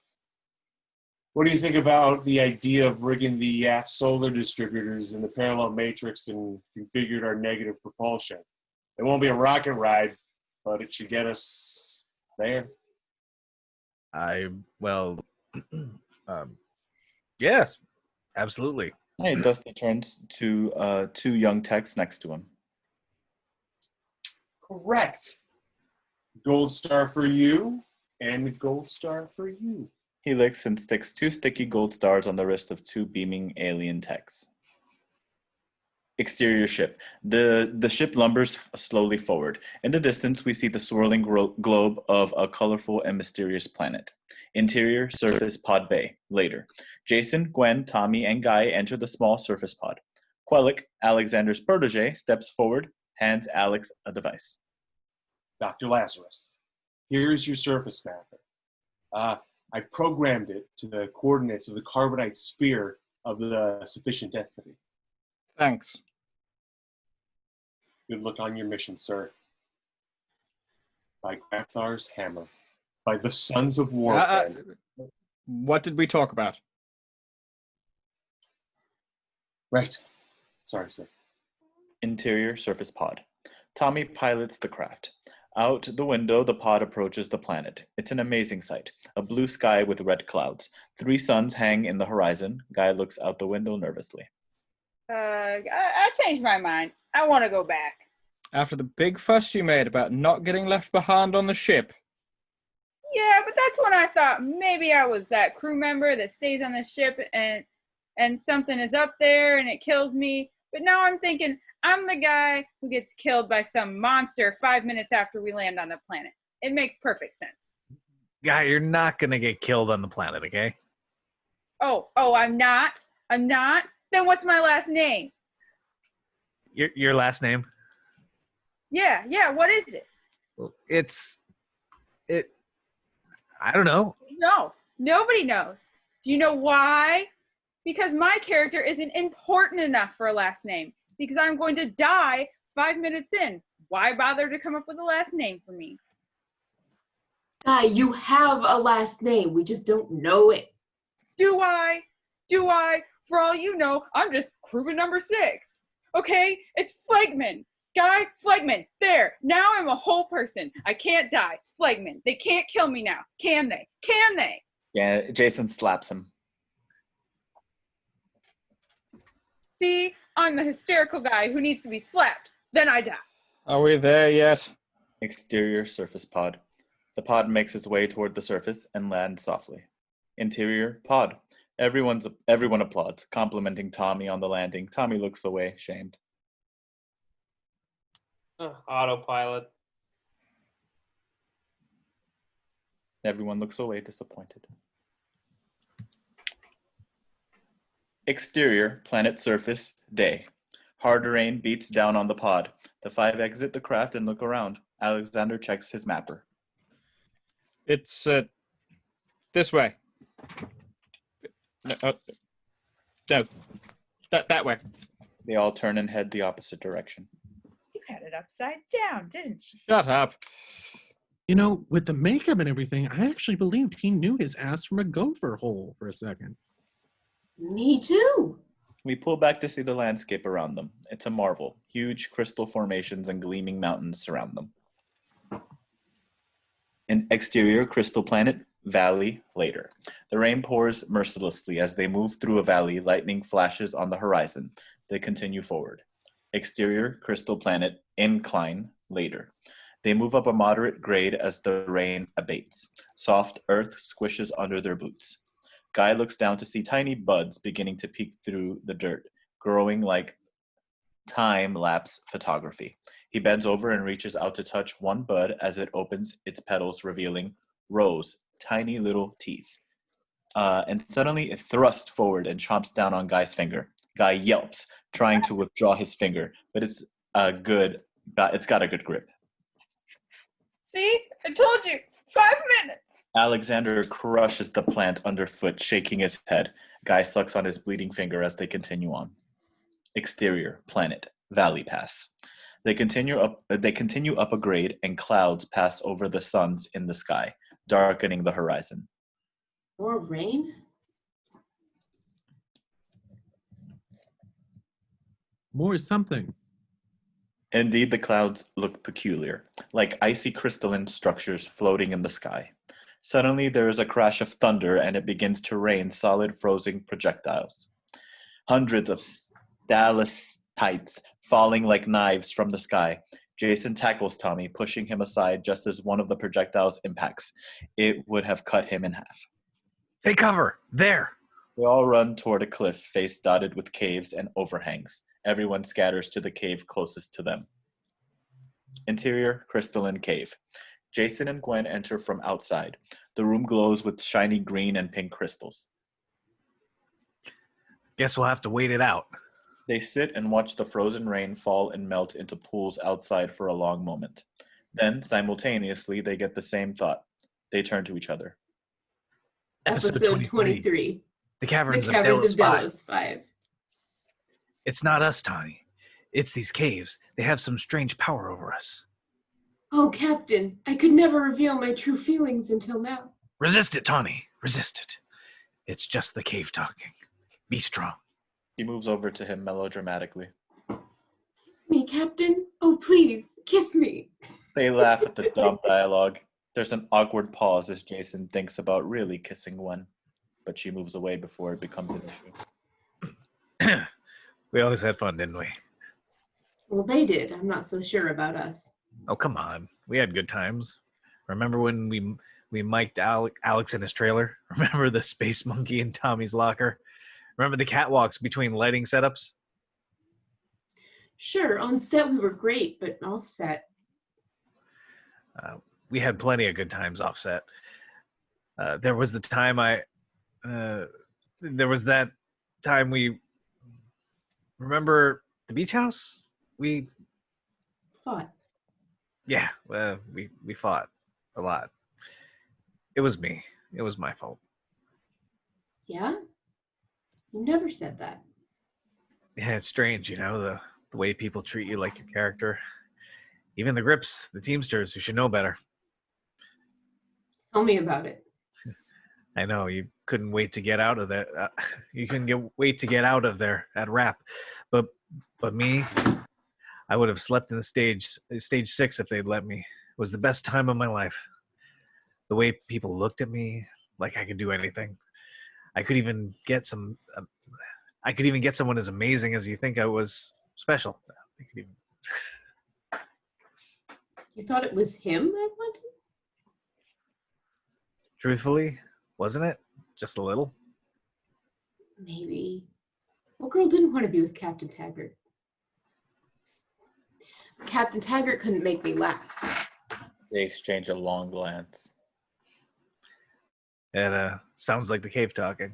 She laughs, proving her own point as they look out the cave entrance, a long beat as they watch the rain. I still think we had fun offset once. Let me know if you think of it. Dissolve 2. Exterior planet. The rain has stopped. The 5 actors have regrouped and are trudging up a steep grade as the 3 suns in the sky boil away the water on the ground. Carbonite quarry. Dusk. They move to a cul-de-sac of large, dusty boulders.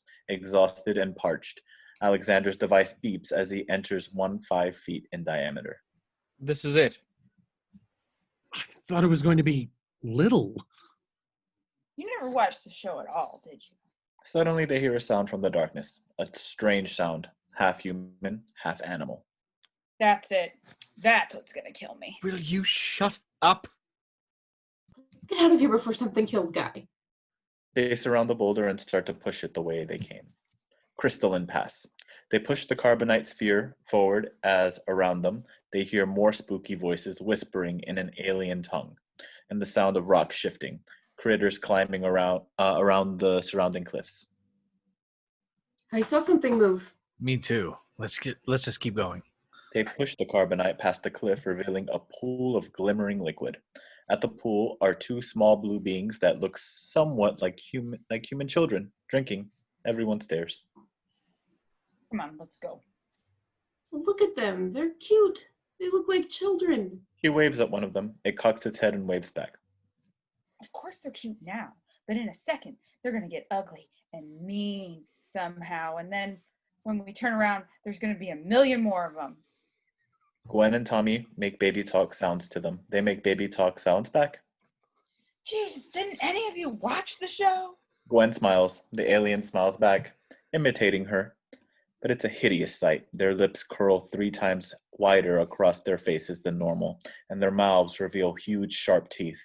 We then notice that one of them is holding a ragged, severed leg and has blood in his teeth. The actors hear more skittering behind them and turn slowly to see dozens of alien demon children appearing on the ridge. I'm so sick of being right.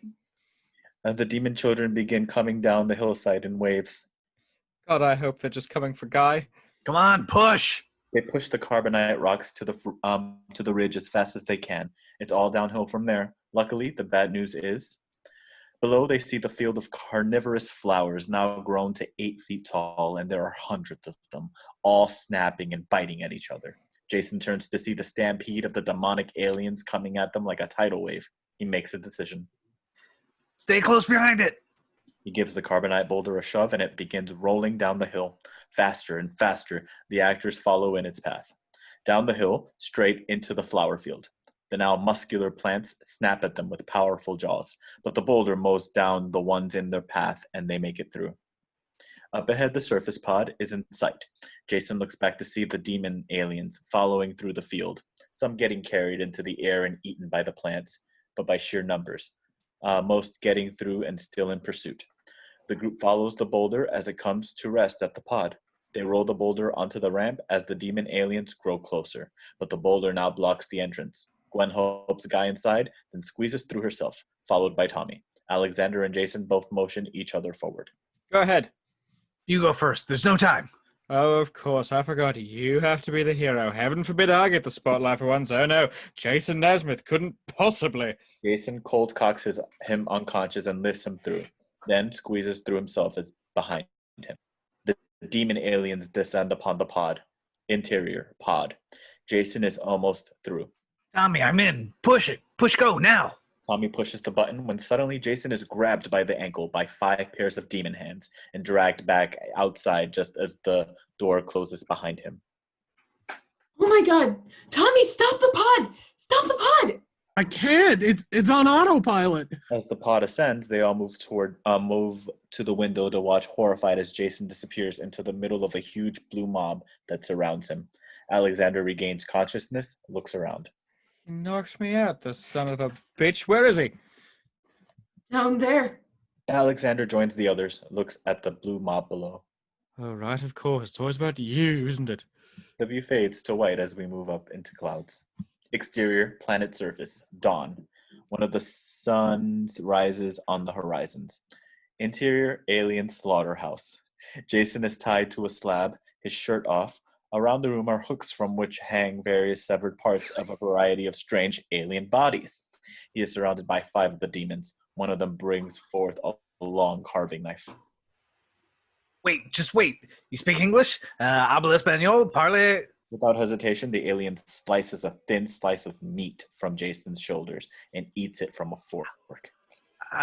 Jesus, God, what the hell are you doing? The demons confer in a strange, subtitled language. It is suitable. I will try. He slices off another bit of meat and chews. Jason yells. Stop! No more! Not one more bite. Do you understand? Don't eat one more bite of... Suddenly you hear a rumbling from outside like a volcano, and another alien runs in. The hill of fire! Ragnarok is displeased. It's been too long since an offering. They look down at Jason. He looks back, wary. Yes, unfortunate. It is flavorful. What do you suppose it is? I don't know. Strange. He looks like a child. What should I do? Hit it with a rock. Demon 3 lifts a rock, and Jason doesn't have time to object before everything goes black. Interior, ship pod bay. The pod doors open, and Gwen, Alexander, and the others exit. Out of breath, they're greeted by Dusty and 3 of his generator room techs. We got the carbonite, but the captain's down there with a bunch of cannibals. We have to go down. We have to go back down into the pod then. There's no time. What about that doohickey that transports us back and forth? It's your thing, Dusty, you know? Molecular eyes made Sergeant Chan. Don't we have one of those? The molecular conveyor. Of course, we could just zap him up with molecular conveyor, Teb. Yes, we did build a conveyor. Of course. What are we waiting for? You guys get the carbonite sphere up and running, okay? Teb, take us to the conveyor station. They exit running. Dusty looks a little unsure. Interior corridor. Gwen, Alexander, Dusty, Tommy, Guy, and the technician, Teb, run down the hallway, huffing. Alexander turns to Gwen. You said the captain. What? Back there, you said the captain is down there with a bunch of cannibals. No, I didn't. I heard it too. Is this really the most important thing we could be talking about right now? Exterior, planet surface, rocky trench, exhibit area. Jason opens his eyes to find himself outside in a rocky landscape. He hears the sound of strange chattering and looks up to see a large group of demons watching him through a window set in the rock wall high above. The entire effect is that of a zoo exhibit, a rock valley with high walls, and a number of viewing areas. Above, the aliens chant a single word over and over.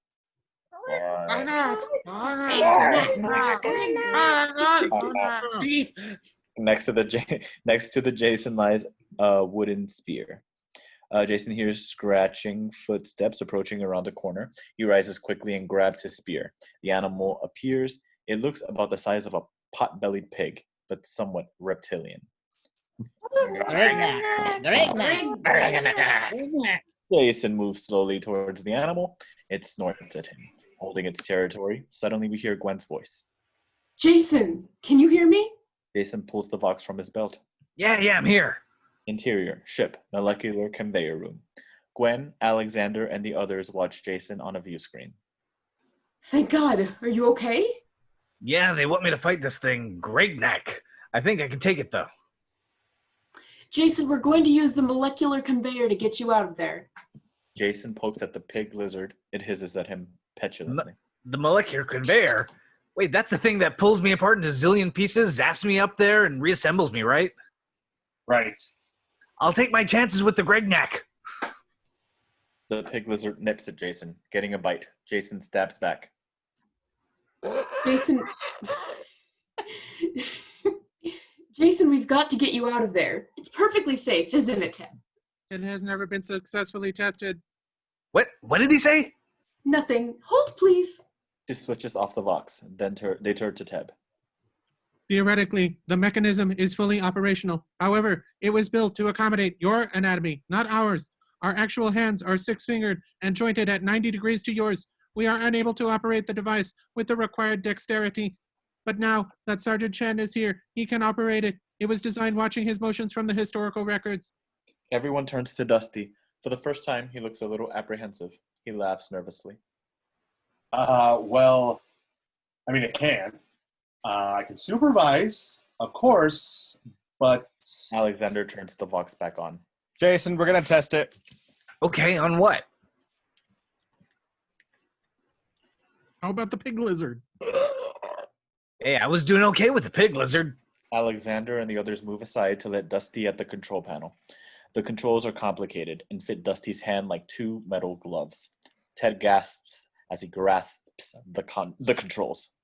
I'm sorry. It is very exciting to see the master at the controls. The operation of the conveyor is more art than science. Dusty moves his hands and the pig is targeted in crosshairs of the instrument panel.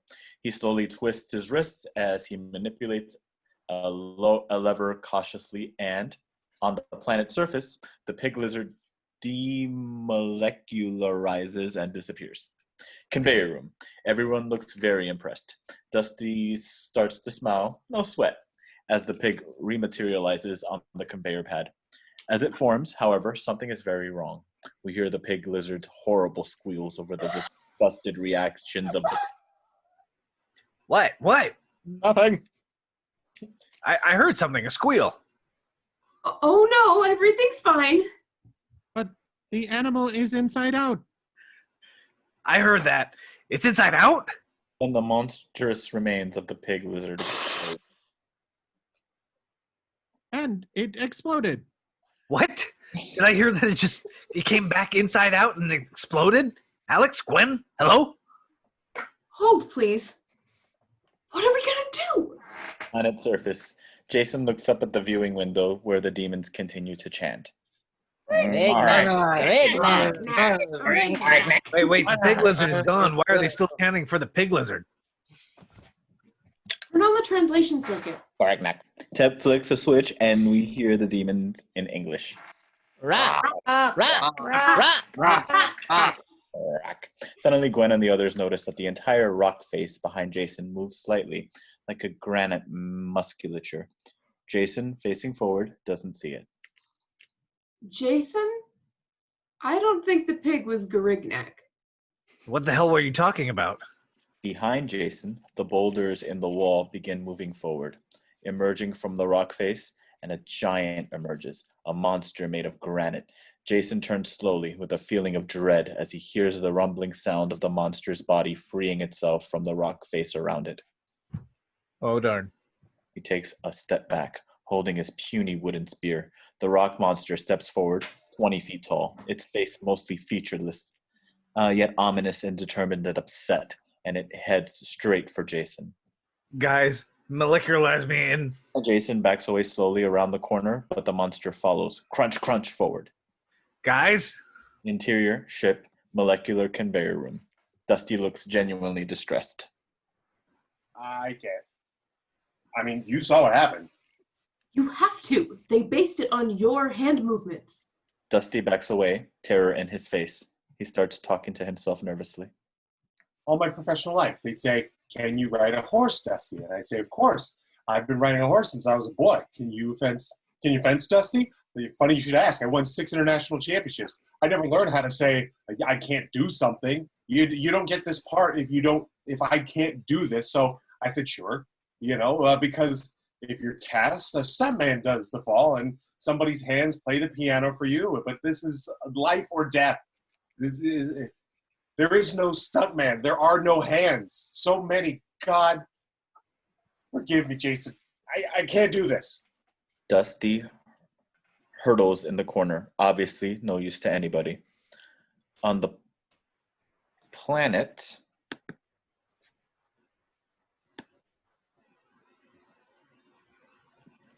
sorry, again, I did it again. Sorry. There you go. Jason.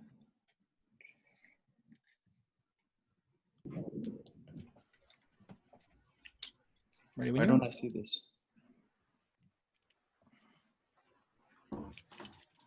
Okay, on the planet, Jason is in a full-out run, being chased by the rock monster, which stomps forward, demolishing everything in its path. The demons move from viewing window to viewing window excitedly, following the pursuit. Finally, Jason runs into a dead end. Dusty's no good, Jason. You're going to have to kill it. The monster crunches forward, distracted by a couple of pig lizards, which scurry across its path. He grabs them and puts them into his rock mouth, squashing them. He turns back to Jason. Kill it. I'm open to ideas. Go for the eyes, like in episode 22 with the Vard Dragon, or episode 46 with the... It doesn't have eyes. I don't know, the throat, the mouth, its vulnerable spots. It's a rock. It doesn't have vulnerable spots. I know. You construct a weapon. Look around. Can you form some sort of rudimentary laugh? A lathe? Get off the line, guy. Gwen? Really big, Jason. Thanks. Helpful. The monster takes a step forward, its shadow falling over Jason. Alexander, please. You're my advisor. Advise me. Alexander strokes his chin, thinking. Jason, you're going to have to figure out what it wants. What's its motivation? It's a damn rock monster. It doesn't have motivation. That's your problem. You were never serious about the craft. I'm a rock. I just want to be a rock. Still, peaceful, tranquil. The monster goes on a frenzy, crushing everything in between itself and Jason. Meanwhile, Alexander crawls in a ball, pretending to be the rock monster. Oh, what's this? Something's making noise. No, not noise. No movement. Vibrations. Make the vibrations stop. They go straight through me like a knife. You must crush the thing that makes the vibrations. Am I crazy, or do you actually have something there?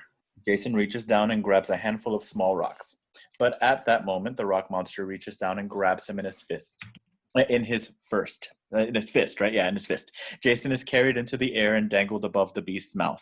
Jason keeps his composure enough to toss one of the rocks at the demons in the viewing window.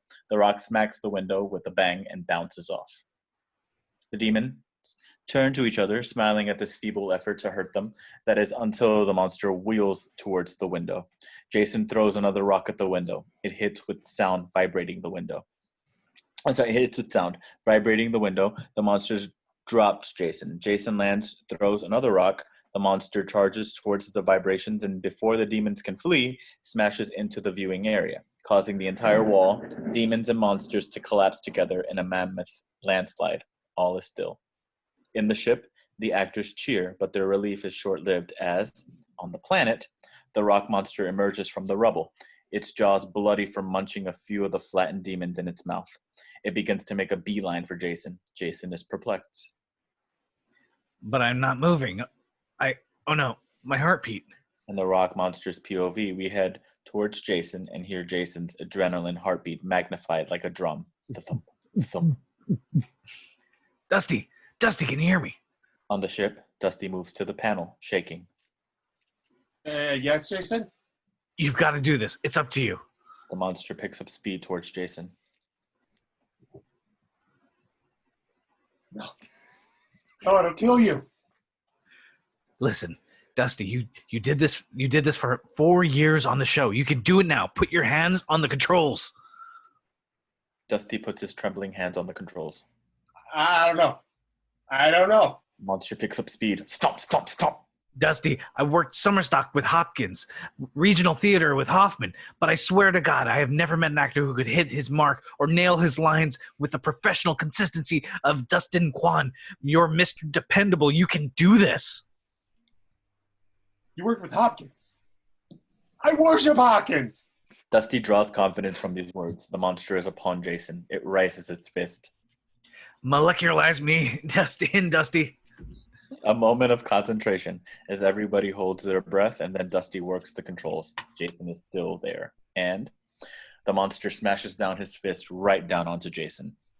At the very moment, he dematerializes. The fist goes right through the scattering molecules. Everybody on ship holds their breath and watches the rematerializing platform.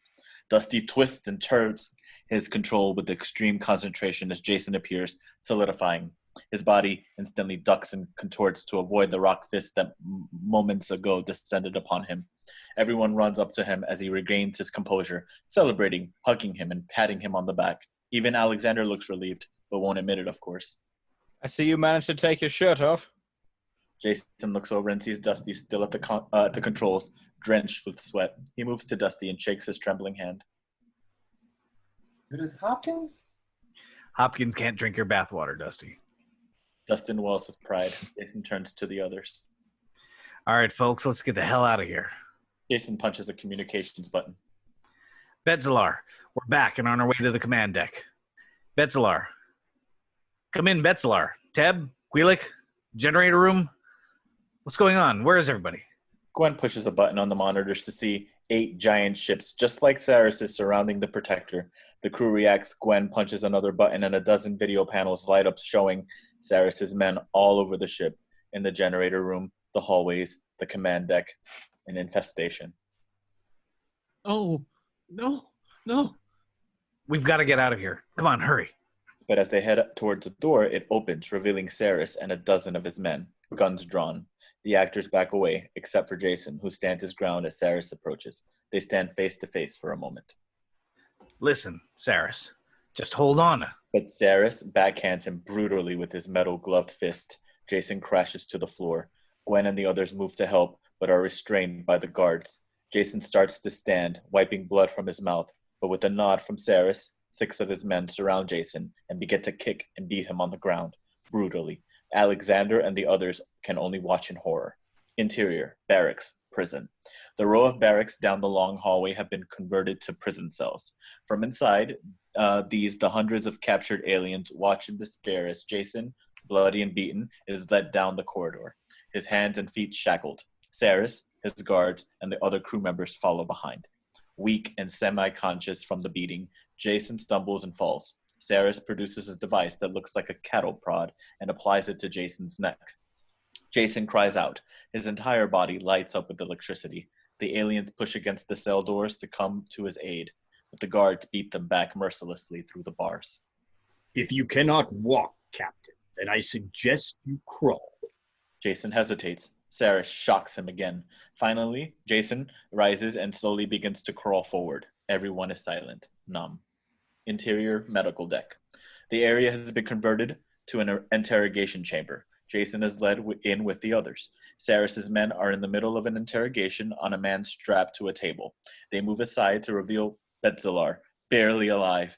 But as he sees Jason, a ray of hope lights up between his eyes. He smiles. Captain, thank God you're here. Jason, despite his own pain, attempts an encouraging nod. Now you will face justice, Sarris. Sarris laughs long and hard. Brilliant. Absolutely brilliant. At every turn, you demonstrate the necessity for your extermination, the qualities of your race, ridiculous optimism like that of little children, loyalty without regard to purpose or effect, building, always building. But what you spend years to build, I take from you in days. What you create in decades, I destroy in moments. But you are stubborn, Betzalar. I'll grant you that. Annoyingly stubborn. Do you want to save this man's life, Captain? And the life of your crew? Yes. Then tell me one thing. What does it do? The device. The Omega-13. I don't know.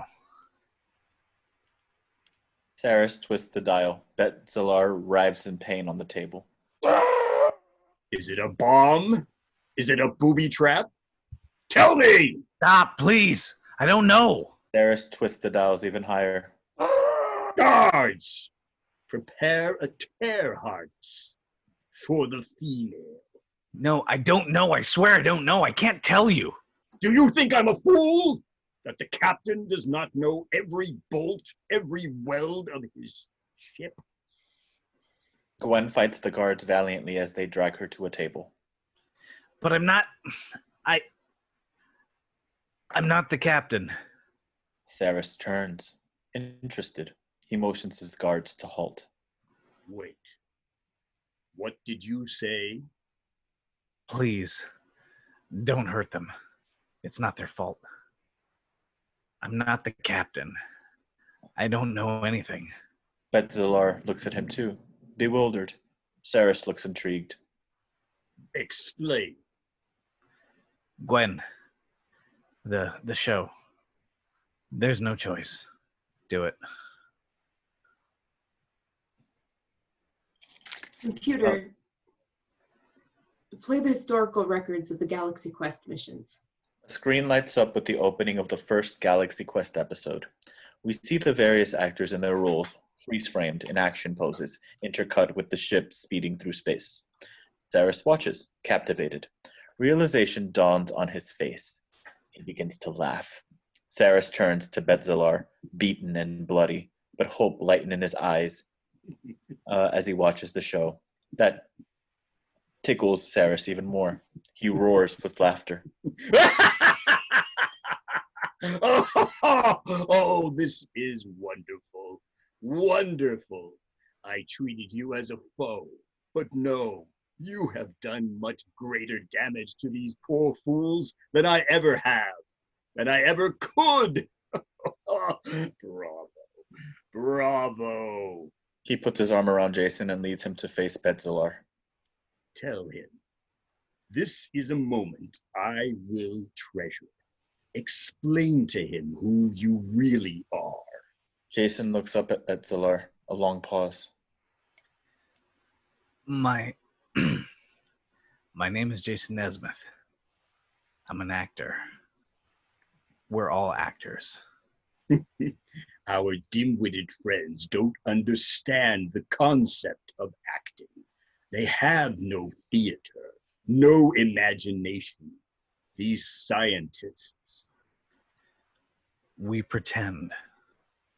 Simpler. We lie. Yes. You understand that, don't you, Balthazar? Betzalar looks up at Jason, bewildered. I'm not a captain. There is no United States Exploration Administration. There is no ship. There it is. It's a model. Only about as big as this. What inside I have seen. It's just sections of rooms made of plywood. Our carbonite sphere was painted wire with plaster. The molecular conveyor was Christmas light decorations.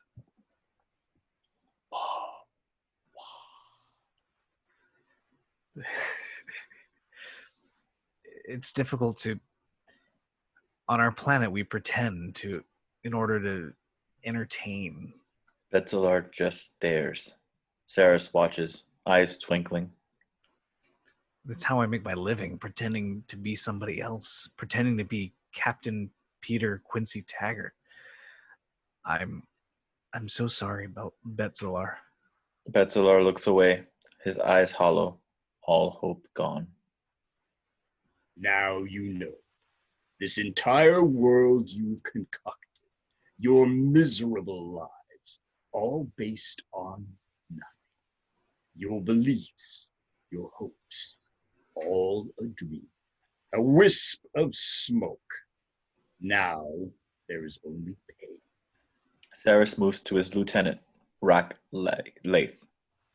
Lieutenant Lathe, I confess that I am beginning to feel a bit foolish myself, chasing across the universe to obtain what is, I am now certain, a bauble of fiction.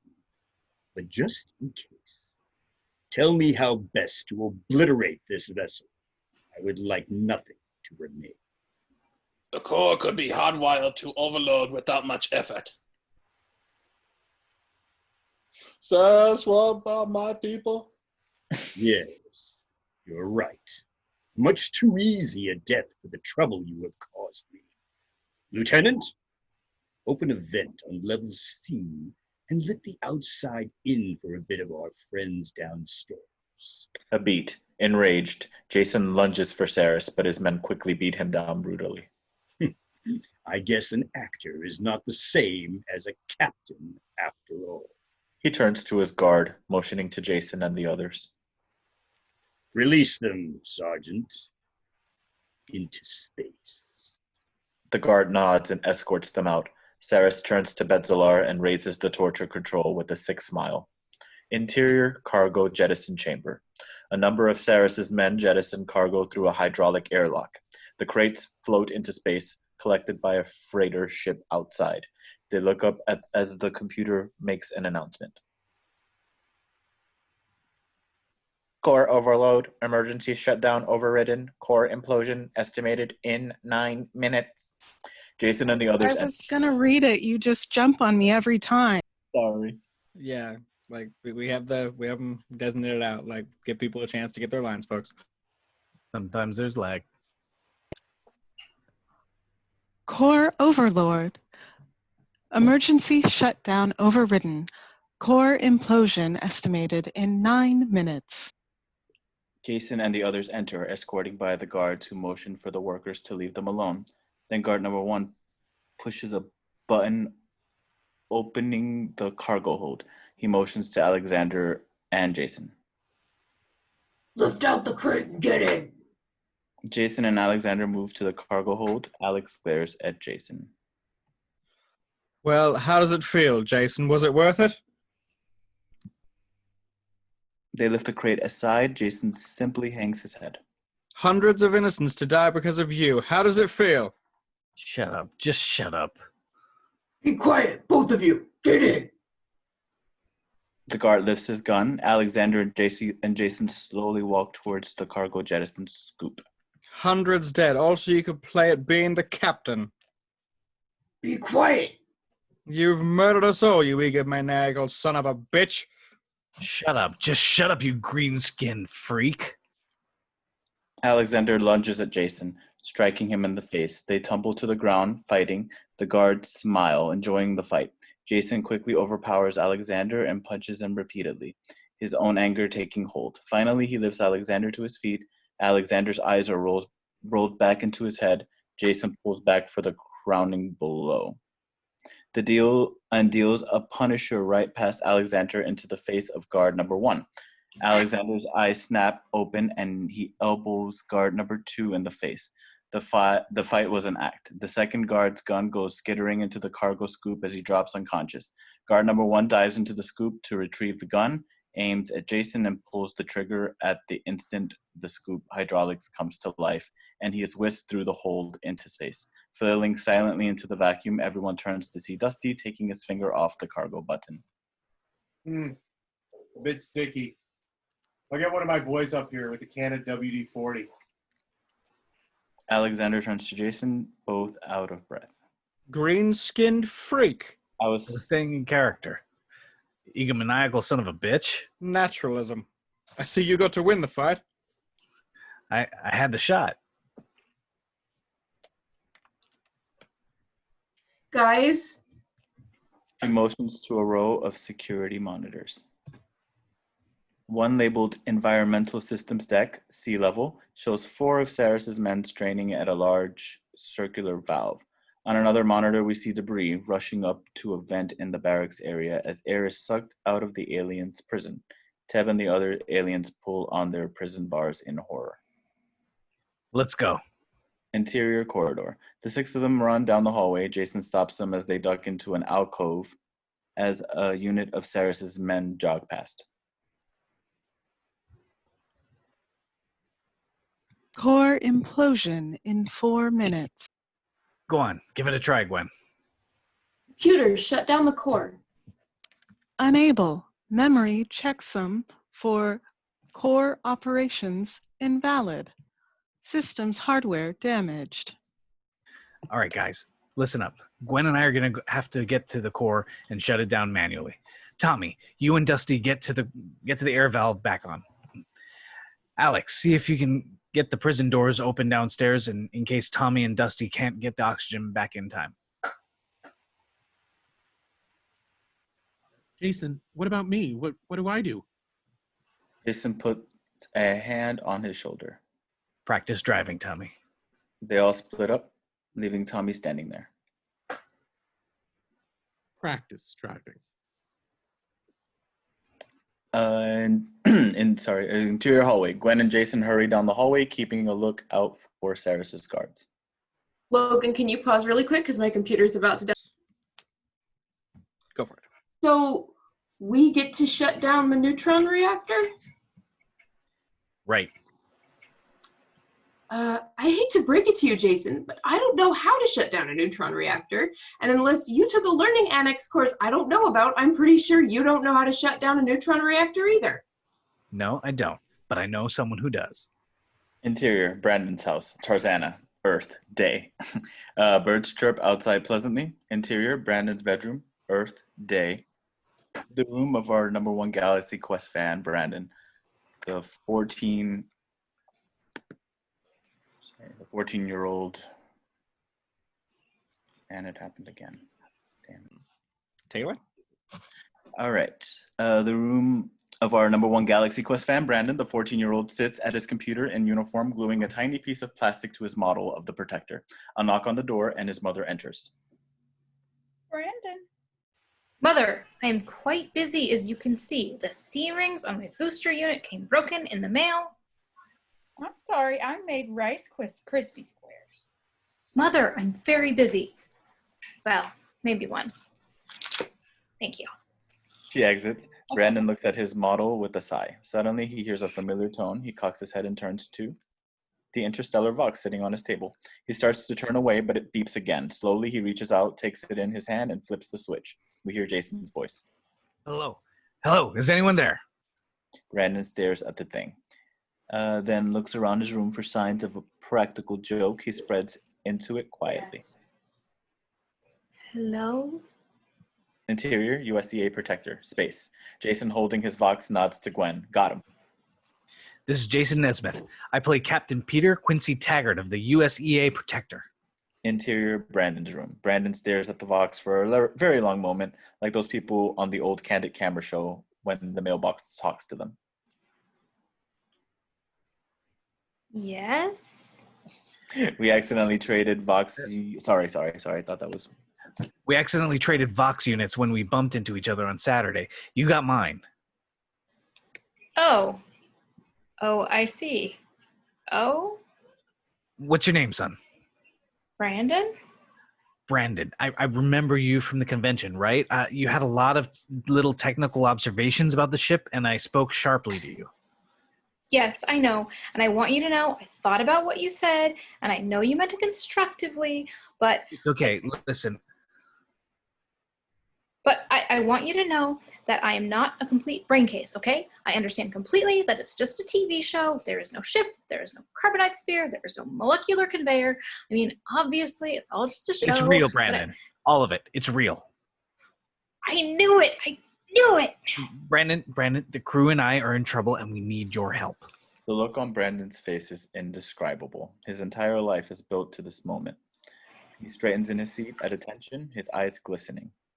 Yes, sir? How can I be of service? Sir. Interior medical quarters. Sarris' First Lieutenant Lathe enters. General, your transport is ready for departure. One moment. Sarris moves to turn on a view screen. Behind him, Betzalar lies on the table, unconscious. Something to amuse him if he wakes. As Sarris exits, we see that the view screen image shows the aliens in their cells, pulling at the bars. Some are already unconscious from the lack of oxygen. Interior media room. Tommy, all alone, peeks into the room to make sure it is empty, then enters and moves to a high-tech case. He pushes a button and a panel moves aside, revealing a complete library of the Galaxy Quest episodes, like a high-tech shrine. Tommy moves his fingers across the selections, picking one episode in particular with a smile. Interior ship corridor. Alexander makes his way down the hall stealthily, avoiding Sarris' guards. He stops as he hears a noise from a utility compartment to his side. Stealing his nerve, he reaches out to turn the latch, preparing for whatever is inside. He opens the door suddenly and a figure jumps out. Both of them assume defensive stances. Then Alexander recognizes them as Quellek, his young protege. Quellek beams. Sir, it's you! Thank you, Thar. Quellek, what are you doing in there? I avoided the capture using the Mokhtar stealth haze. Where's everyone? Come with me, I'll explain on the way. Interior ship storage bay. Gwen and Jason enter the dark room full of old esoteric machines in storage. Jason speaks to Brandon on his Vox. Okay, we're in the storage bay. Now what? Interior, Brandon's bedroom, concurrent. Brandon inserts a Galaxy Quest CD-ROM labeled Technical Systems into his computer. A couple of clicks later, a 3D wireframe diagram of the ships appear. Okay, there's a hatch on the port wall. It leads into a system of utility corridors through the bowels of the ship. Interior ship storage bay, concurrent. Jason searches in vain for the hatch. There's no hatch. There's no hatch. Wait, Jason, here! The hatch is hidden by a large piece of scrap equipment. Gwen and Jason push the metal out of the way, leading to the hatch. Okay, we got it. Okay, you can go on in. I'm going to get Kyle. He knows the utility tunnel system better than anybody alive. Interior, Brandon's bedroom, concurrent. Brandon punches some keys and Kyle pops up in a little see you see me window on the computer. It was the 90s. I know. Chrissy, you're muted. Hi, Brandon. No time for pleasantries, Kyle. We have a level 5 emergency. The captain needs us to get him to the core and shut it down before it overloads. Okay. You've got the utility systems walkthrough, right? I have sectors 1 through 28. I think Hector has the upper levels. We better get everybody online. And Kyle, stop downloading porn. Your frame rate is unacceptable. Kyle's room, concurrent. An obvious fake nude picture of Gwen as Tawny Madison downloads slowly onto his screen. I'm not downloading porn. He clicks cancel on the picture. Interior ship's corridor, sectors 30 to 50. Dusty and Guy make their way down the corridor, checking the numbered sectors as they pass. Okay, sector 38, 39, 40. That's it. The environmental systems are in here. All we have to do is shut off the valve in the barracks. They look through the window into the room to see 100 of Sarris's men sitting inside, surrounding the large circular wheel that controls the valve. Dusty exchanges a look with Guy. All we have to do. Interior ship library. Tommy sits at the desk watching an episode of Galaxy Quest play on the screen. The scene has Tommy piloting the ship, dodging and weaving through a very silly giant papier-mâché monster floating in space. But Tommy is dead serious. He watches himself on the tape, mimicking his own piloting moves, pretending that the miscellaneous objects on the table are his controls, and lip-syncing his lines as his character says them on TV. Interior utility tunnels. Jason and Gwen run through the tunnel system following Brandon's instructions. Okay, now left to the next turn. You should see the crystalline oxygen units. Make a right there, then go through the antimatter vent. Okay, now what? Now make a right. You'll see a doorway that opens into the central manufacturing facility, the bowels of the ship. Gwen and Jason turn right, and their eyes widen. Interior central manufacturing cavern, bowels. Dante's Inferno. Down below, a huge automated facility for ship construction and maintenance. Moving elevators and conveyor belts move through a maze of scaffolding and overhangs. Glowing rivers of molten metal run past giant swinging hammers and pronged robot arms and crushing machines. Captain, do you have a camera? I'd die to see this in person. All they showed on TV was a machine here and a wall there. I don't know why they didn't show the whole thing. We never have the budget for this. Okay, so do you see a door marked Core Unit? Should be down at the far end on your left. On the other side of the room, down a circuitous path through a dangerous gauntlet of machinery and lava, Jason spots such a door. Yes? Okay, that's where you want to be. Gwen and Jason look at each other, then giggle nervously. It's just so impossible. Interior corridor outside prison, barracks. Alexander and Quellek arrive at the prison area hatch and look through the window. In their cells, many of the aliens are already unconscious. Others valiantly attempt to open their cells with crudely constructed levers and battering rams to no avail. They're dying. Alexander inserts his hand into the ID pad. Open, damn it. A light flashes. Pressure lock override. Alexander turns to a wall console. Here, help me tear this down. We can use it as a battering ram. Quellek follows Alexander to the console. Looking over his shoulder at the prison, Alexander puts his hand on his shoulder. Don't worry, Quellek. It'll be okay. Quellek seems comforted, but Alexander isn't too sure himself. Interior ship environmental systems room. Dusty and Guy continue to watch Sarris's men, still surrounding the main valve. You've got to get that valve turned off. Your oxygen is almost gone. Listen, I'll go in, create a distraction. I have this. I may be able to hold them back long enough for the aliens to escape. It's suicide. I'm just a glorified extra, Dusty. I'm a dead man anyway. If I'm going to die, I'd rather go out a hero than a coward. Maybe you're the plucky comic relief guy, huh? You ever think of that? Guy cocks his head. No, he hadn't thought of that. Dusty pats his shoulder. Besides, I have a really interesting idea. Interior, Sarris is shipped to ship's transport. Sarris stands at the observation window as the transport makes its way through his ship. All but one of the other ships have left the area, and that ship is churning and heading toward a black hole in the distance. The transport chief next to him gets a message on his earpiece. Sir, the Falcon 3 is launched in away course set for exactor minor. Falcon 1 dead ahead, 4 minutes to core overload.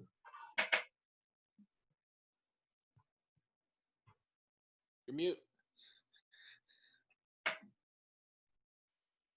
Good. Good. All is in its place.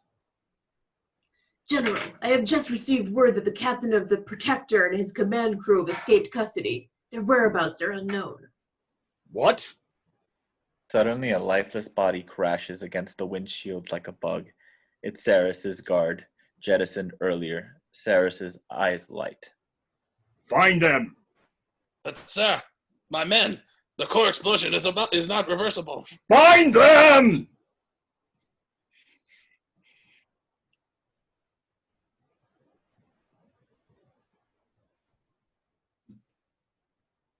Sorry. They're in cavern. Bowels.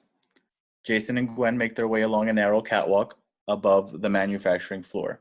A row of robot arms block their way, moving erratically. They have to dodge the arms to move forward. Okay, we've cleared the robot arms. Now what? Interior, Brandon's room.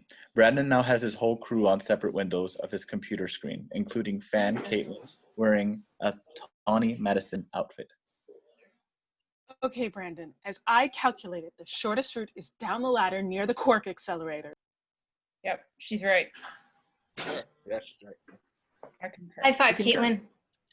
He and the other high five, slapping their computer screens. Interior, manufacturing cavern. Bows.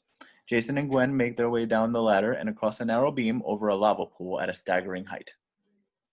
Brandon, just in case I die, there's something I have to know. Yes, Captain. What does the Omega-13 do? Well, that's the big question, isn't it? What do you mean? It's been the subject of an extremely heated debate on the internet for years.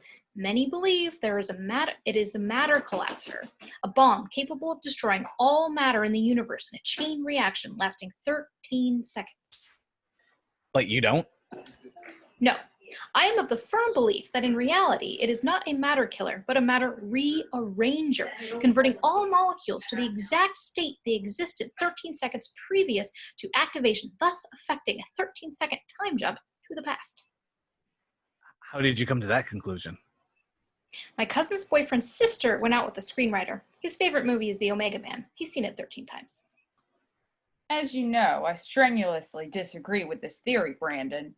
If all molecules were rearranged, then everyone would be back in time 13 seconds, rendering the device useless. Suddenly, a blast erupts next to Jason's head. He and Gwen turn to see Sarris's men shooting at them from across the room at the entrance onto the cavern.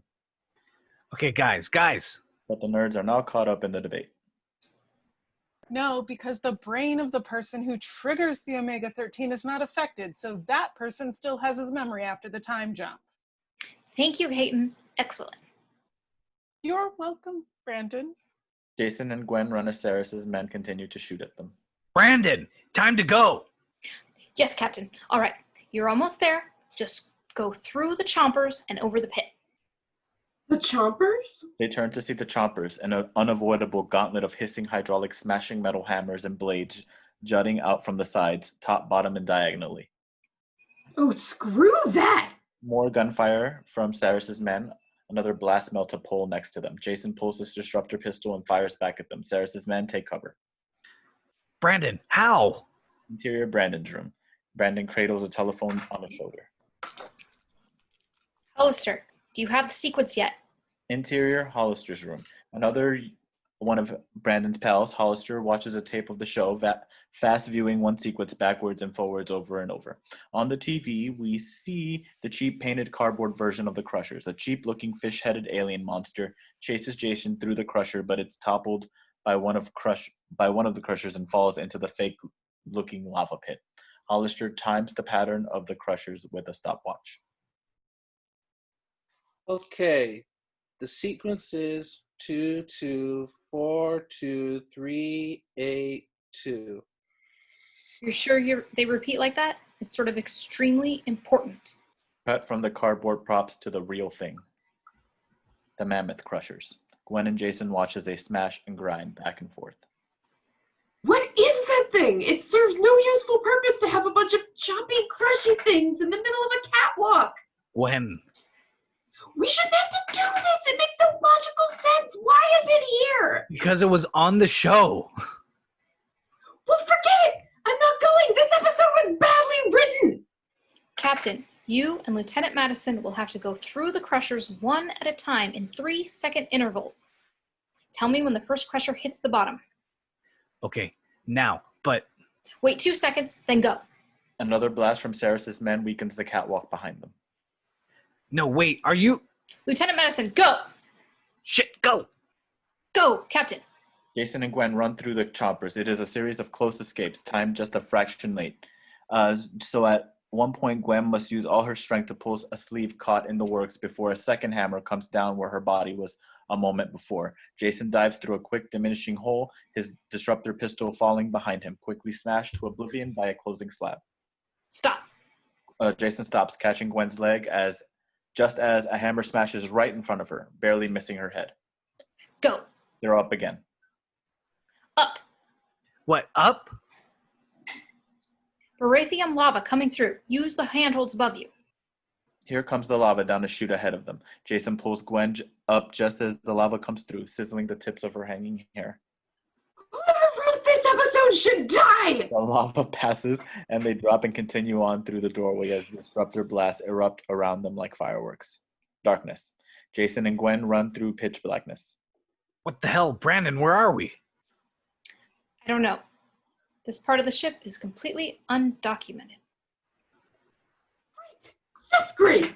Interior molecular conveyor room. Dusty and Guy are now in the molecular conveyor room. Very quiet compared to the mayhem in the bowels of the ship. Guy looks down at the panel with great anticipation, then up at Dusty with a nervous smile. Dusty gingerly takes hold of the molecular conveyor controls. Should be interesting. On the molecular conveyor display, we see a crosshairs target and object. The vague outline is that of a man, but blocky and misshapen. We recognize it as the rock monster. Dusty smiles. Ship environmental systems room. Dozens of Sarris's men continue to surround the oxygen valve when suddenly the rock monster materializes right in the middle of the room. They look up horrified in disbelief. A surreal silence until one of Sarris's stunned men clicks his transmitter button. The monster wheels on him and in an instant, picking him up and crushing him flat between its jaws. Then mayhem as Sarris's men trample each other, trying to escape from the room. Molecular conveyor room. Dusty and Guy watch the mayhem on a monitor, admiringly. Simple things in life we treasure. Guy nods. Hallway. The monster chases a group of Sarris's men down a dead-end hallway. Sarris's men have nowhere to go as the monster bears down on them and crashes through the hall, taking himself and everyone else out into space. Inside, the far doors shut automatically to contain the vacuum. Exterior, space. The rock monsters tumble gently through the vacuum of space. The monster's jaw moves in a roar, and though we hear nothing, the monster's silence roar is subtitled in English. Sweet tranquility at last. Interior ship's environmental systems room. The room is now emptied of Sarris's men. Guy and Dusty enter and move to the large valve, straining to turn it. Slowly, the pressure normalizes. Interior, outside barracks hallway. Working together, Alexander and Quellek are now using a makeshift battering ram on the door as an adjacent readout begins to blink. Sir, the pressure, it's normalizing. Open. The door opens and Alexander enters. He runs to a panel down to the hall and turns the switch. All the cell doors open. He runs to one of the cells and helps a few of the men to their feet and walks them from their cells. They turn to Alexander, gratitude in their faces. We are saved. He has saved us. Alexander suppresses a smile, preparing to feign modesty. Captain Taggart has saved us. Hooray for Captain Taggart! Long live Captain Taggart! It's just not fair. He moves to Quellek at the doorway. Okay, Quellek, let's get back to command deck and... Suddenly we hear a disruptor.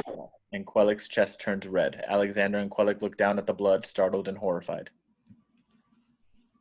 I'm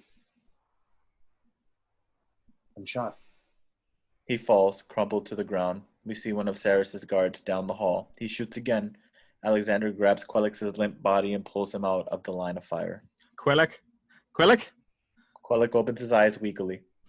Alexander pulls aside his uniform to see the wound. It's a mortal injury. Alexander uses all of his acting skills to disguise his shock. It's not so bad. Get you to medical quarters. You're going to be fine. I don't think I'm going to make it, sir. No, don't talk like that, son. We're going to get you fixed up. It has been my greatest honor to serve with you. Living by your example these years, my life has had meaning. I've been blessed, sir.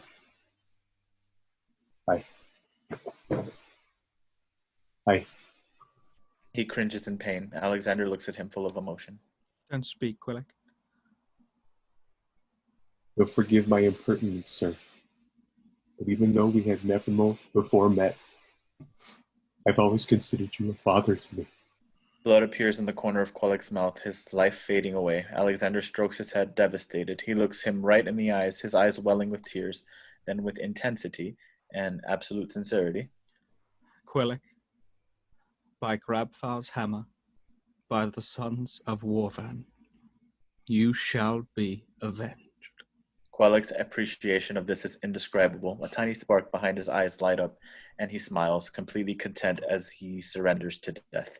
Tears fall down Alexander's cheek as he holds Quellek's limp body. Then a disruptor blast hits a corner nearby. Alexander lays Quellek's head to the ground softly, then rises. There is an intensity to him that we haven't seen before. His eyes burn. Alexander moves into the hallway, fixing his attention on Sarris's man. The guard looks up momentarily shaken. Alexander looks truly alien, his eyes afire with vengeance. Nervous, the guard fires twice, missing. Alexander begins to run towards the guard, picking up speed. The guard tries to reload his gun, but his eyes are locked on Alexander like a frightened animal, and his cartridges clatter to the ground. Alexander roars like a creature, baring his teeth into the final moments. The guard stands there as he meets his death, so terrified he can only mutter a single word. Mother. As Alexander envelopes him like a force of nature. Interior, darkness, undocumented area. Jason and Gwen make their way forward into the darkness. They are stopped as they hit a pitch-black wall. Brandon, there's a wall. Oh, good. You should be at the blast tunnel. Use the computer to open the blast sections in sequence. Computer, open the first blast We see a section. shaft. We see a shaft of light as a huge metal rock block rise. We see a shaft of light as a huge metal block rises, and they enter a tunnel that dead ends about 6 feet in. Computer, open the second blast section. Another 6 by 6 foot block slides up. The tunnel lengthens. They turn as they hear the sound of Sarris's men in the distance behind them. Blast tunnel. Gwen and Jason run as fast as they can through the tunnel, the blocks rising one by one just in front of them. Computer, open blast sections 15, 16, 17, 18, 19. Interior power core room. A doorway appears and Jason and Gwen emerge from blast tunnel into a large spherical room that glows with a pulsating light from a domed console in the center. Detonation in 60 seconds. Okay, Brandon, I think this is it. He moves to the large panel near the dome. There is a large blue button under a glass flat. I'm at the control panel. What do I do? Okay, raise the glass and push the blue button. That's it? Yeah, what's wrong? Well, nothing. I just thought it would be more complicated than that. He reaches for the button when suddenly there are a volley of blast around them and Sarris's men appear in the doorway.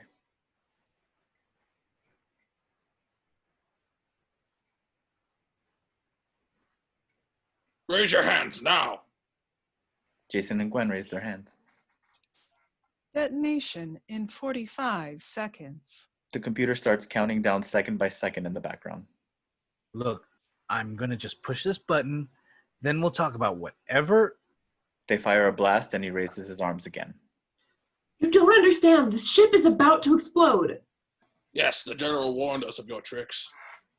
You know, this one is strangely attractive. Oh, great. Perfect. God, our orders are to kill them. Sarris's guard looks at Gwen lustfully. I know, but I would first like to experience an Earth woman. That is sick. As if you seek pleasure with an animal. Yes, I know. This is all very flattering, but we are going to die. They all laugh at her and start forward as the computer counts down 15 seconds to detonation. 15. 14. Some of us sooner than others. Hold her down for me, Craig. If you come one step closer, I will kill you all. I swear I will. They laugh heartily and take a step forward. Jason rises, but Gwen is already on the situation. Computer, close blast section 29. Guard number 1 smile drops immediately, and he doesn't even have time to scream at the section block drops, crushing the whole lot of them to green goo oozes out from under the block. Gwen shakes her head, her hand on her hips. Why doesn't anybody ever take me seriously? She moves to the oozing goo and shouts down at it. Now how are you feeling, huh? Do you take me seriously now? Do you? Do you? Jason flips up the glass case as the computer counts down to 1 and smashes the blue button. A beat of silence. Core detonation. Aborted. Jason turns to Gwen as they look at each other appreciatively. See? We can have fun off the set. Gwen smiles, exhales a laugh of relief. Interior, Sarris' ship, command deck. Sarris' intelligence officer approaches Sarris.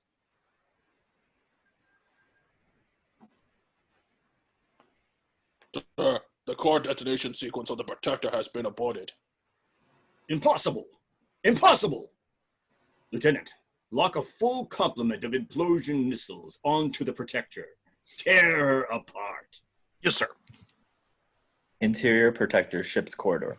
The hundreds of freed aliens sweep through the corridor, overtaking the scattered remnants of Sarris' guards. Alexander fights alongside them, dealing crushing blows to 2 guards at a time as the aliens sweep around him. Alexander and his character are now indistinguishable. Jason and Gwen appear in the melee. Alex, are you okay? Alexander nods, a faraway look in his eye. Yes, it is a good day. Good. Let's go, buddy. They can take it from here. Come on. Alexander has to be practically dragged away from fighting one of Sarris' men. Corridor to command deck. Jason, Gwen, and Alexander run up the hall. Dusty and Guy appear from around the corner, and they all keep running. Anybody seen Tommy? Right here. Tommy appears from the media room. They all run as a team towards the command deck. We've got to get the plasma armor up before Sarris finds out we've reported the detonation. Warning. Enemy missiles launched. Think he found out. Alexander signals the door up ahead to open, and they run into the command deck. They quickly take their stations. Forward view. In the central view screen, we see Sarris' ship dead ahead, having already launched a volley of weapons coming straight for them. Armor up. Plasma armor engaged. Just in time, the ship is rocked but not destroyed. Fire blue and red Gannett disruptors. Full. Launched. He's raising his armor. Power for 2. Power to 2. We're going to turn it around? No, straight ahead, Tommy. You got it. The ship moves straight towards Sarris' ship. A light blinks on Gwen's control panel. Jason, it's Sarris. Put him on. An image of Sarris appears on the side monitor. Well, isn't this adorable? The actors have decided to play war with me. Sarris' ship is accelerating toward us at Mark 2. Accelerate to Mark 4. Tommy. This is embarrassing, really. I shan't tell this story when I return home. He's accelerating to Mark 6. Mark 12. Outside, the 2 ships roar towards each other at terrifying speed. Interior command deck. I will remind you, Sonny, I am a general. I have seen war and death as you cannot imagine. If you are counting on me to blink, you are making a deadly mistake. Let me tell you something, Sarris. It doesn't take a great actor to recognize a bad one. You're sweating. Indeed, a drop of sweat drips down Sarris's brow. 5 seconds to impact. Sir? Jason fixes his gaze on Sarris and smiles. Damn the neutrino cannons. Full speed ahead. Sarris corrects. Turn! Turn! Full of port! The view screen fills with Sarris's ship as it turns and misses collision by inches. Gwen, Alexander, and the others exchange relieved looks. He's coming around. Accelerating. Heading. Logging radar. He's gaining on us. Bus.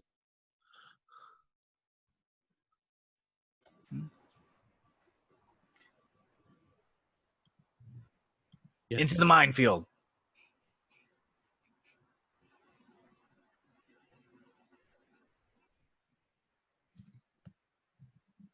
Yes, sir. Sir? Trust me. Tommy and the others look at him. They really seem to believe in him at this point, with the collection nod to Tommy. Yes, sir.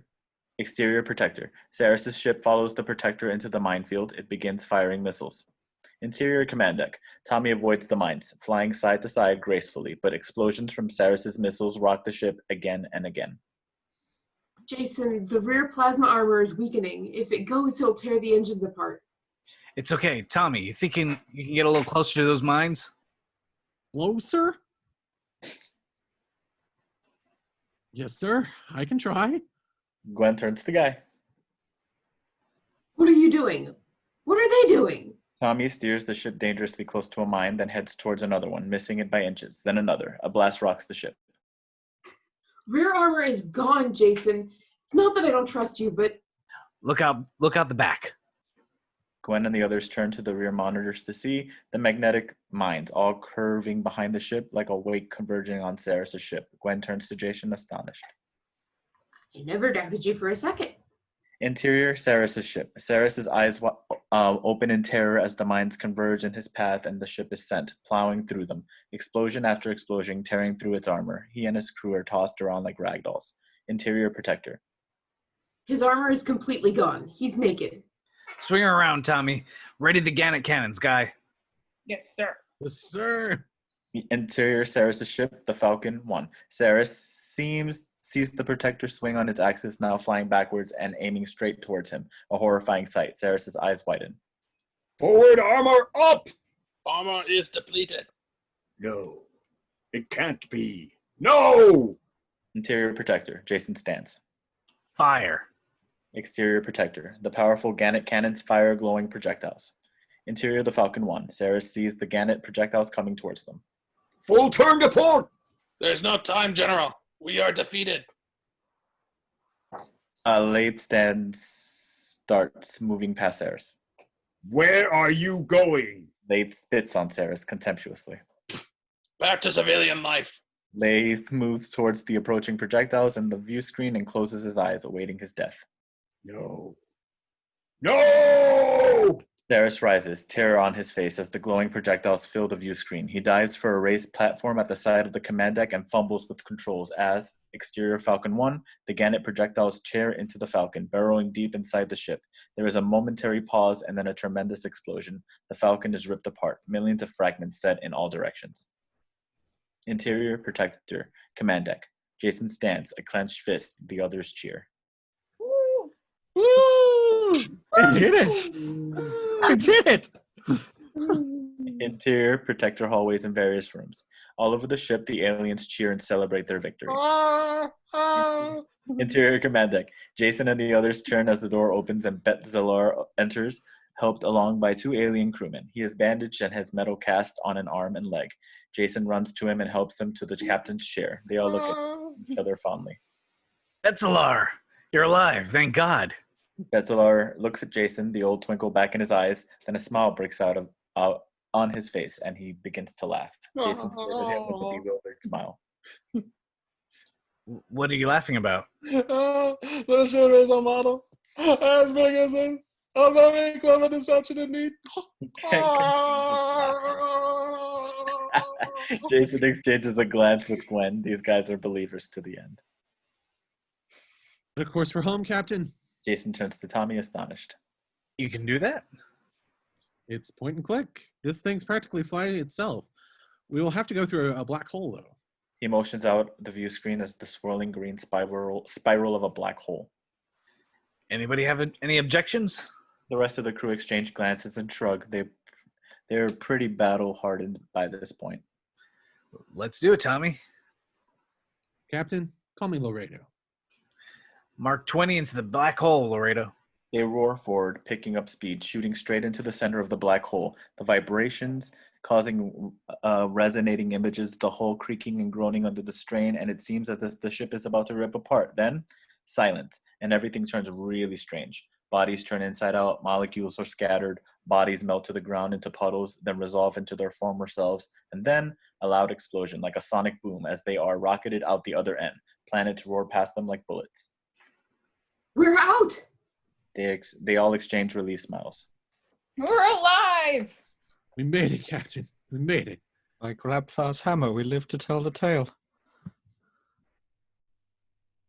Systems register functional. All systems are working, Captain. How fast are we going, Tommy? Tommy looks at his controls, needless. Literally a blur. Pretty fast. Jason turns to look at the view screen. Earth is visible now, and they are hurtling toward it fast. Jason, before we entered the black hole, my instruments detected strange energy surges emanating from Sarris's ship, similar to... No time to worry about that, Alex. Tommy, let's get this thing slowed down. Gwen, see if you can calculate the impact point. Guy, get down to Deck C and make sure the injured are secured. And also, let's make sure... He stops and turns as he notices the cabin door open. Standing into the doorway is Dusty. He smiles and walks into the room. His manner is strange, somehow sinister. We notice a limp. Dusty, what are you doing here? Should you be back downstairs until we... But Dusty suddenly does a peculiar thing. He withdraws a disruptor pistol from his belt, levels it at Jason. Jason smiles, bewildered. Is this a bizarre joke? Dusty. Dusty fires the gun. The gun hits Jason in the chest. Everyone turns. They can't believe their eyes. Jason looks at their bloody spreading on his chest. He takes a step forward, then another, stumbling weakly towards Dusty. He grabs his collar and looks into his hollow eyes a moment before collapsing to the ground. And as he goes, his hand hits a switch on the familiar box on Dusty's belt. We recognize it as appearance generator. Dusty flickers momentarily, then he transforms into his true identity. It's a Sarris, scarred, burned, and bloody. He looks like the devil himself. He smiles, raising his gun again, and begins firing. Everyone turns to slow motion as Tommy is hit. His body goes... Sorry, I just got a battery notification as well. Can we pause it just for... Where should I take it from? To start with, Tommy is hit. No, Tommy is hit. His body goes slumping over his console. Pushing the thrust control full forward, the engine roars like a wounded animal. Betzalar rises and tries to grab the gun, but Sarris backhands him, sending him flying across the room. Betzalar's two crewmen wrestle with Sarris. One is shot, sent tumbling backwards. Alexander and Guy run, slow motion to help the other crewman as he struggles with Sarris. On the ground, Jason's eyes flicker at the carnage around him. It's like a nightmare, but all too horribly real. He tries to rise, but he isn't able.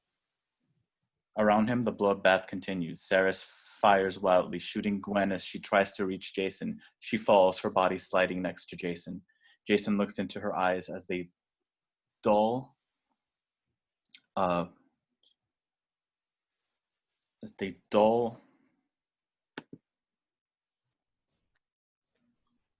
so Jason looks into her eyes as they dull to lifelessness. He yells, grief-stricken, then lifts himself up with Herculean effort and begins to drag himself towards the front of the room as Alexander, rushing Sarris, is hit, clutching his neck. Guy manages to tackle Sarris, and he and the other aliens wrestle with Sarris, trying to get the gun away. Alexander, fallen and life drifting away, looks over to see Jason with supreme effort, pulling himself up on a console at the front of the room. Then Alex turns to see the Earth, huge, filling the view screen, and suddenly we're back in real time. And everyone is jolted up as the ship hits the atmosphere, heading straight down towards Earth at 20,000 miles an hour. Suddenly Alexander, Guy, Betzalar, and the remaining alien look up at the sound of a voice. Betzalar! They turn to see Jason, swaying in the middle of the deck, bloody, weak, barely alive, but standing. Activate the Omega-13. The survivors exchange expectant and terrified glances.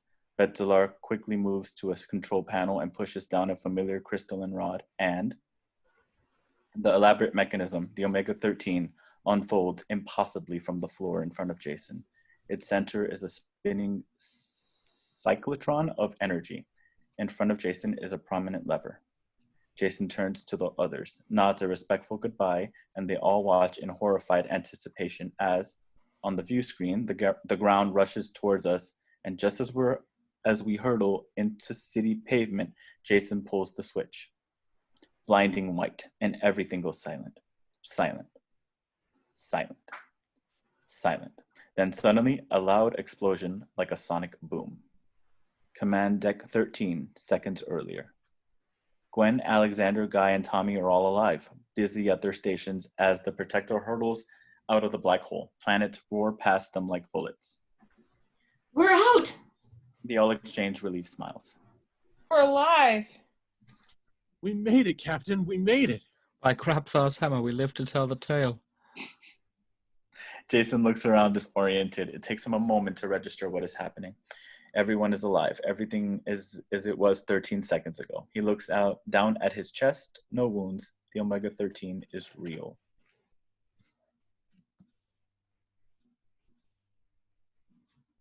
Systems register functional. All systems are working, Captain. They look out to see entire galaxies whizzing by them at incredible speed. Planets speed by like bullets. Going pretty fast, Captain. Should I? Jason starts walking quickly across the room, ignoring him. Jason? The Earth fills the view screen. Jason, we're going pretty damn fast. Jason! But Jason just continues across the room, arriving at the entrance hatch just as it opens, and we only get a glimpse of Dusty's smiling face before Jason buries his fist in it. Jason pulls him up and throws him across the room. As Dusty hits a control panel, his appearance generator switch is triggered, revealing him as Sarris. He lays there, unconscious. Alexander, Gwen, and the others stare, bewildered and amazed. Everybody stay put. Tommy, slow this thing down. Gwen. Suddenly, Sarris rises and pulls his gun, but is smashed square in the face by a metal crutch. We pan to Betzalar holding the crutch with a supremely satisfied expression. Jason moves past him with a nod. I'll take it from here, and dives on Sarris. The two lock in combat. My God, Jason! On the view screen, they are hurtling straight into Earth's atmosphere. Full reverse, Mark 10. With Jason distracted, Sarris pulls his knife and is about to impale Jason when suddenly they hit the atmosphere. Sarris and Jason go flying. Interior, Brandon's living room, day. Brandon's mom and dad lounge on the couch reading the LA Times, a lazy Sunday afternoon. The TV is on in the background. On TV, Perky E, entertainment reporters share the latest gossip. In the corner of the screen, a particularly unflattering photo of Jason as Captain Taggart. Word has it that the actor who played 70s Captain Peter Quincy Taggart might be due for a reality check on Earth. Sources report that Jason Nesmith was rambling and incoherent when he described a trip he made recently to outer space, imploring his fellow actors to join him. Jim Dapperson reports from the GalaxyCon Science Fiction Convention Center in Pasadena. Cut to the reporter in front of the convention center. A group of Galaxy Quest fans wave at the camera in the background. Hi, Marcia. It is the third day of GalaxyCon, and maybe Jason Nesmith wasn't kidding about his trip to space after all. He and the other actors who comprise the Galaxy Quest team are all no-shows to the event, much to the disappointment of the fans to the old Galaxy Quest show, known as Questoids. Questarians! He raises his microphone to a disappointed fan dressed in a tough warrior alien outfit. Really just feel let down. I mean, part of the show is about sticking with your friends no matter what, and we just feel abandoned. You know, it's hard. You think maybe he's in space? Are you mocking me? Molecularize me in, Marcia. Anchor Marcia does one of those entertainment anchor laugh sighs. Brandon's parents turn pages of their paper, not even watching the TV. Then Brandon enters in a rush, 2 boxes of July 4th fireworks in his arms. Bye, back soon.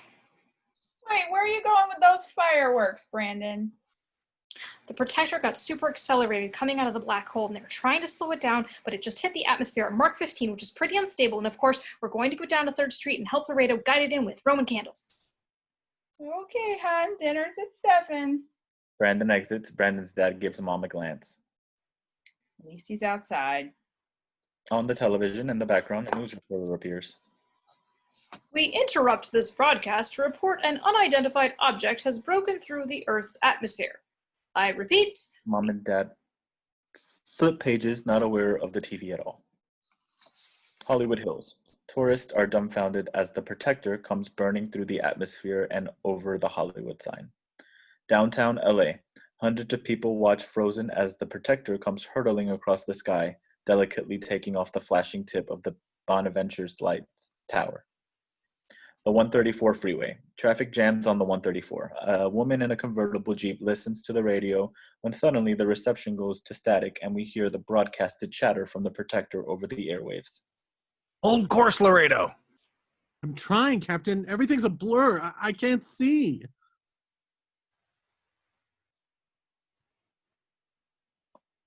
Tommy, look, those lights, like a runway. I see them. I see them. 3rd Street, Pasadena. Brandon and his team, along with a number of other heroic nerds, stand in their uniforms in a line of either side of 3rd Street, blobs of fire shooting from their Roman candles. We pan up to see the Protector appearing over the horizon, and now we can see its awesome scale and context. Gigantic and breathtaking, it comes hurtling over the tree-lined boulevard. Cars dodge and reverse to get out of its way for blocks ahead.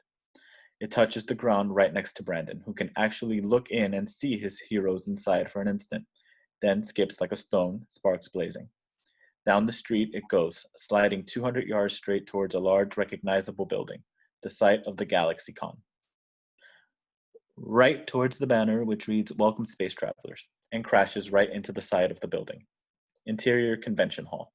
Fans run for their lives as brick and plaster fly everywhere. The ship teeters in a cloud of dust as it finally comes to rest, halfway in and halfway out of the building, having demolished the stage area. Shocked silence. The fans, the sellers at their booths, everyone is frozen. The announcer slowly rises from under his card table. Then we see the ship's main hydraulic hatch open. A ramp lowers to the ground and a figure emerges. It's Tommy, looking bruised and scarred and certainly the worse for wear. The fans don't know how to react. In the silence, Tommy looks around the hall. Hundreds of faces look back at him. Then they begin to applaud. Tommy looks around, flabbergasted. Then, what the hell? He waves. Seeing this, the announcer raises his microphone hesitantly. Lieutenant Laredo, Tommy Weber! Then Gwen appears, helping Dusty down the ramp. He's limping, both as beat up as torn as Tommy. The three stand together and look out at the audience, shell-shocked. The beautiful Tawny Madison Gwen DeMarco, with Ship's Tech Sergeant Chen, Dusty Kwan. The fans applaud, cheer, and shout. Then Guy stumbles out, cut on his head, looking disoriented. He looks out at the cheering fans. The announcer isn't sure who he is. Another shipmate. Guy stares down at the hundreds of faces, then a smile creeps slowly on his face. I'm alive. I'm the plucky comic relief. I'm the plucky comic relief. His maniacal laughter is drowned out by the applause. Then everyone's attention turns to a flickering creature coming down the ramp with Alexander helping him. It is Betzalar, his appearance generator on the blink, and his entire body alternating between his human and alien form. Dr. Lazarus of Tebmec, Sir Alexander Dane, and a friend. The crowd continues to go nuts. Balthazar, are you all right? We'll be fine now, thanks to all of you. The fans then look up, astonished to see glimpses of hundreds more of the aliens in the ship portholes. Everything grows silent. They can't believe their eyes. Then, suddenly, as if all this weren't enough, there is a crash, and Jason emerges with Sarris, the two locked in mortal combat. Sarris is bigger and meaner, but Jason has the advantage. He quickly overcomes Sarris, punching him again and again and again until Sarris collapses to the ground unconscious. Captain Peter Quincy Taggart, Jason Nesmith. Jason, Gwen, Alexander, Dusty, Tommy, and Guy stand there, shoulder to shoulder, as the audience goes into a frenzy of applause. Whether it's real or not is no longer relevant to them. They're just jubilant. Jason looks out and spots Brandon and his friends in the back of the room.